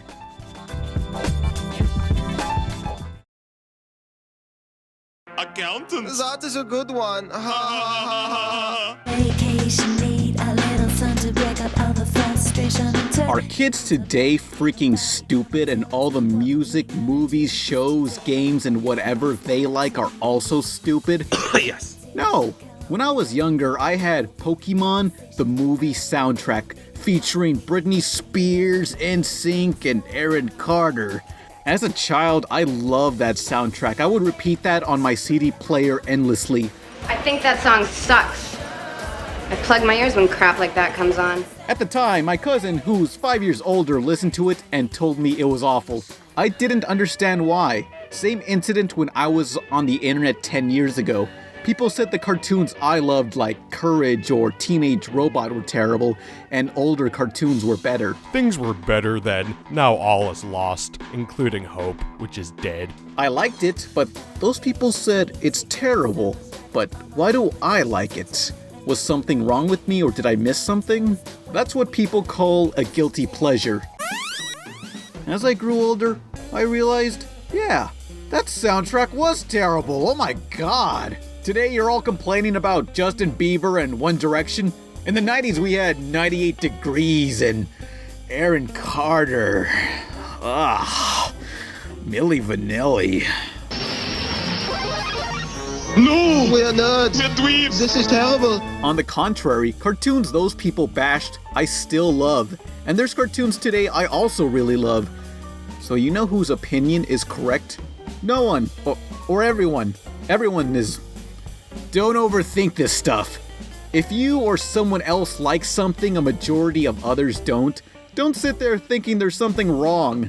As long as you're not hurting anyone or forcing it on others, you enjoy whatever you want. Just because I enjoy something doesn't mean I need to force it on everyone else. There is no absolute truth and quality. You go look up multiple reviews for the same topic, there's always common complaints, but not 100%, and always a few who disagree with the majority. Nothing is ever under or overrated, you're just in the minority of the individual opinion.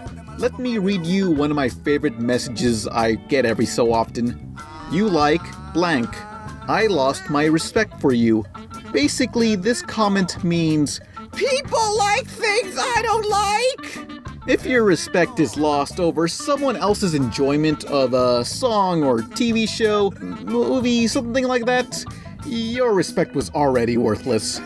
Well, everybody else seemed to like it. It's just because they're mindless drones who will gobble up anything you tell them is cool. I see. Wow, you're a real free thinker, aren't you? I was like that in high school. Turns out doing that doesn't make them like what you like, it just makes them hate you. Not liking something is okay, being a jerk about it and shoving it on others is what's wrong. Now let's talk about that Pokemon CD. Got introduced to you by a friend. Yeah, it is terrible. That's what I think at least. Someone's bound to love it. So was I a stupid child for liking it? And are you stupid too? No, you're stupid in general, but not for that. Adam sounded funny. Next time you look down on someone for enjoying something you don't like, especially a kid, you weren't any better at that age. They're so lame.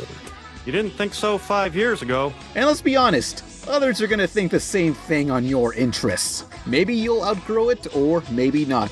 So enjoy whatever you want, regardless of what some self-entitled person says. I'll do what I want, when I want, and how I want. And no mummy, you hear me, Band-Aid? No mummy's gonna tell me what to do.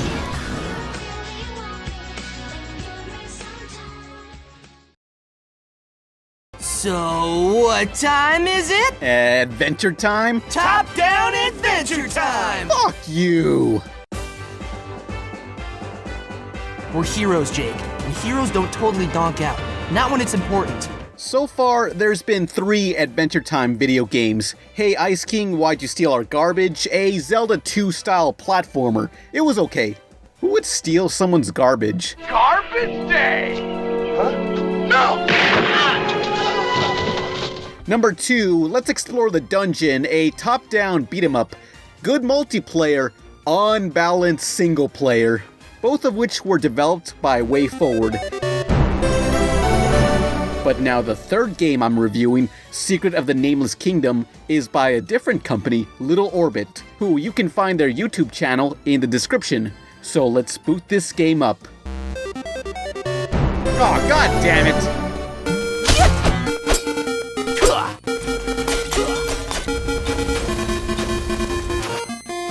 As you can see, Nameless Kingdom recycles much of the previous game's art, while gameplay resembles traditional Legend of Zelda. You get the same satisfaction of dungeon puzzles slowly fitting into place. Then there's this monkey boss fight. Yeah, spank that monkey. It's the Adventure Time game many of us asked for. Well, the first Adventure Time game was trying to be Zelda 2, which was totally different from the other Zelda games. That's like asking for a return to your favorite game franchise, and you get a shitty mobile game. It's good on its own, but not what you wanted. I guess you're into this stuff? Fans will run into some familiars, but the game takes place in a completely different setting from the cartoon. Why do that when it has so many memorable locations? That's the last thing I want. This is supposed to be my kingdom. There's a few shops, but how come there isn't a single town to interact with people in? What else is a merchant to say? What time is it? Oh man. Now for the gameplay flaws. Having to push against the stairs, then automatically walk to the opposite end is disjointing at first.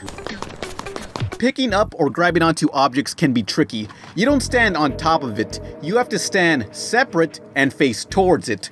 You'll get used to those issues, but this scene broke me. Ow! You're locked in a room and must blow up the cracks in the wall. You think, pick up a bomb and throw it, right? Well, you can't walk up the staircase carrying dynamite, so what am I doing? Then I thought, put the dynamite in the bag. Why else would you require a baggie to enter this dungeon? It's not working. You die and are sent to the beginning of the dungeon and walk all the way back. I looked up a walkthrough online and realized you're supposed to slap the dynamite to put it in the bag. So I don't use the bag to use the bag. I use a completely different tool to use the bag I have selected. Why? It actually makes for a far more convenient mechanic, but figuring that out in this cramped area full of explosions was a poor choice. And here's a nitpick about the bags. One by one, you find several empty plastic baggies, which carry duplicate items in your inventory. I'm unable to purchase supplies if I don't have an empty bag, but look, these items are already in plastic baggies. Why do I need my own? Isn't that a shame? I understand in a gameplay mechanic, but visually it's an issue. And wait, what is this person selling? A customer! Welcome to the trail mix shop! We sell trail mix. Trail mix, yeah. Yeah, I bet that's what the kids are calling it. It's a good feeling to discover things on your own, and that's one of the game's pros. It is a good game, but sometimes it's way too cryptic. After the first dungeon, the map directs you to the top left. Once you're there, how do you enter? Just walk around. Yeah, just do it. The dungeons are fairly straightforward, but outside, you search everywhere, opening every passageway, talking to everyone. The entire freaking map you have to search. memorizing where people were and what item you needed to trade them. Oh, this game is too much work. Oh. Was Zelda this cryptic? Oh, what? Oh, wait, yeah, the first one was, yeah. Now, if you are lost, let me spoil the whole game for you. You baggy a fart cloud, give it to Cinnamon Bun, bring a tiny grip.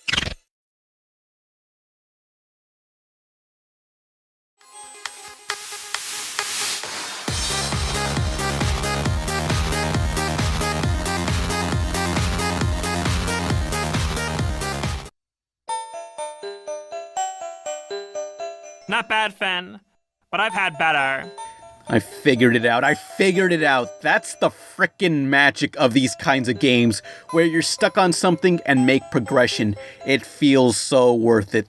I'm sorry I doubted you, Echo the Dolphin, you stupid stoner game, you. I haven't felt challenge and satisfaction in a game in a long time. It's like being in the 80s without the constant threat of nuclear annihilation. Sometimes it's unfair, sometimes justified, but I was motivated enough to beat the game. Talk about a big key! If you want a simplified version of Zelda that won't hold your hand, then this is the first Adventure Time game I can call good. Not great. I'm still holding out for a 3D open world Adventure Time game. That's the spirit. Want to get out of here, buddy? Sure, okay. Did you see the latest Nintendo newsletter? Whoa, nice graphics. I'd like to get my hands on that game. You mean you haven't played it yet? We can play it on my Nintendo Entertainment System. It's The Legend of Zelda, and it's really rad. Those creatures from Ganon are pretty bad. Octoroks, Tektites, Levers, too. But with your help, our hero pulls through. Yeah, go Link, yeah, get Zelda. Awesome. Intense. The Nintendo Entertainment System. Your parents help you hook it up. The Legend of Zelda sold separately.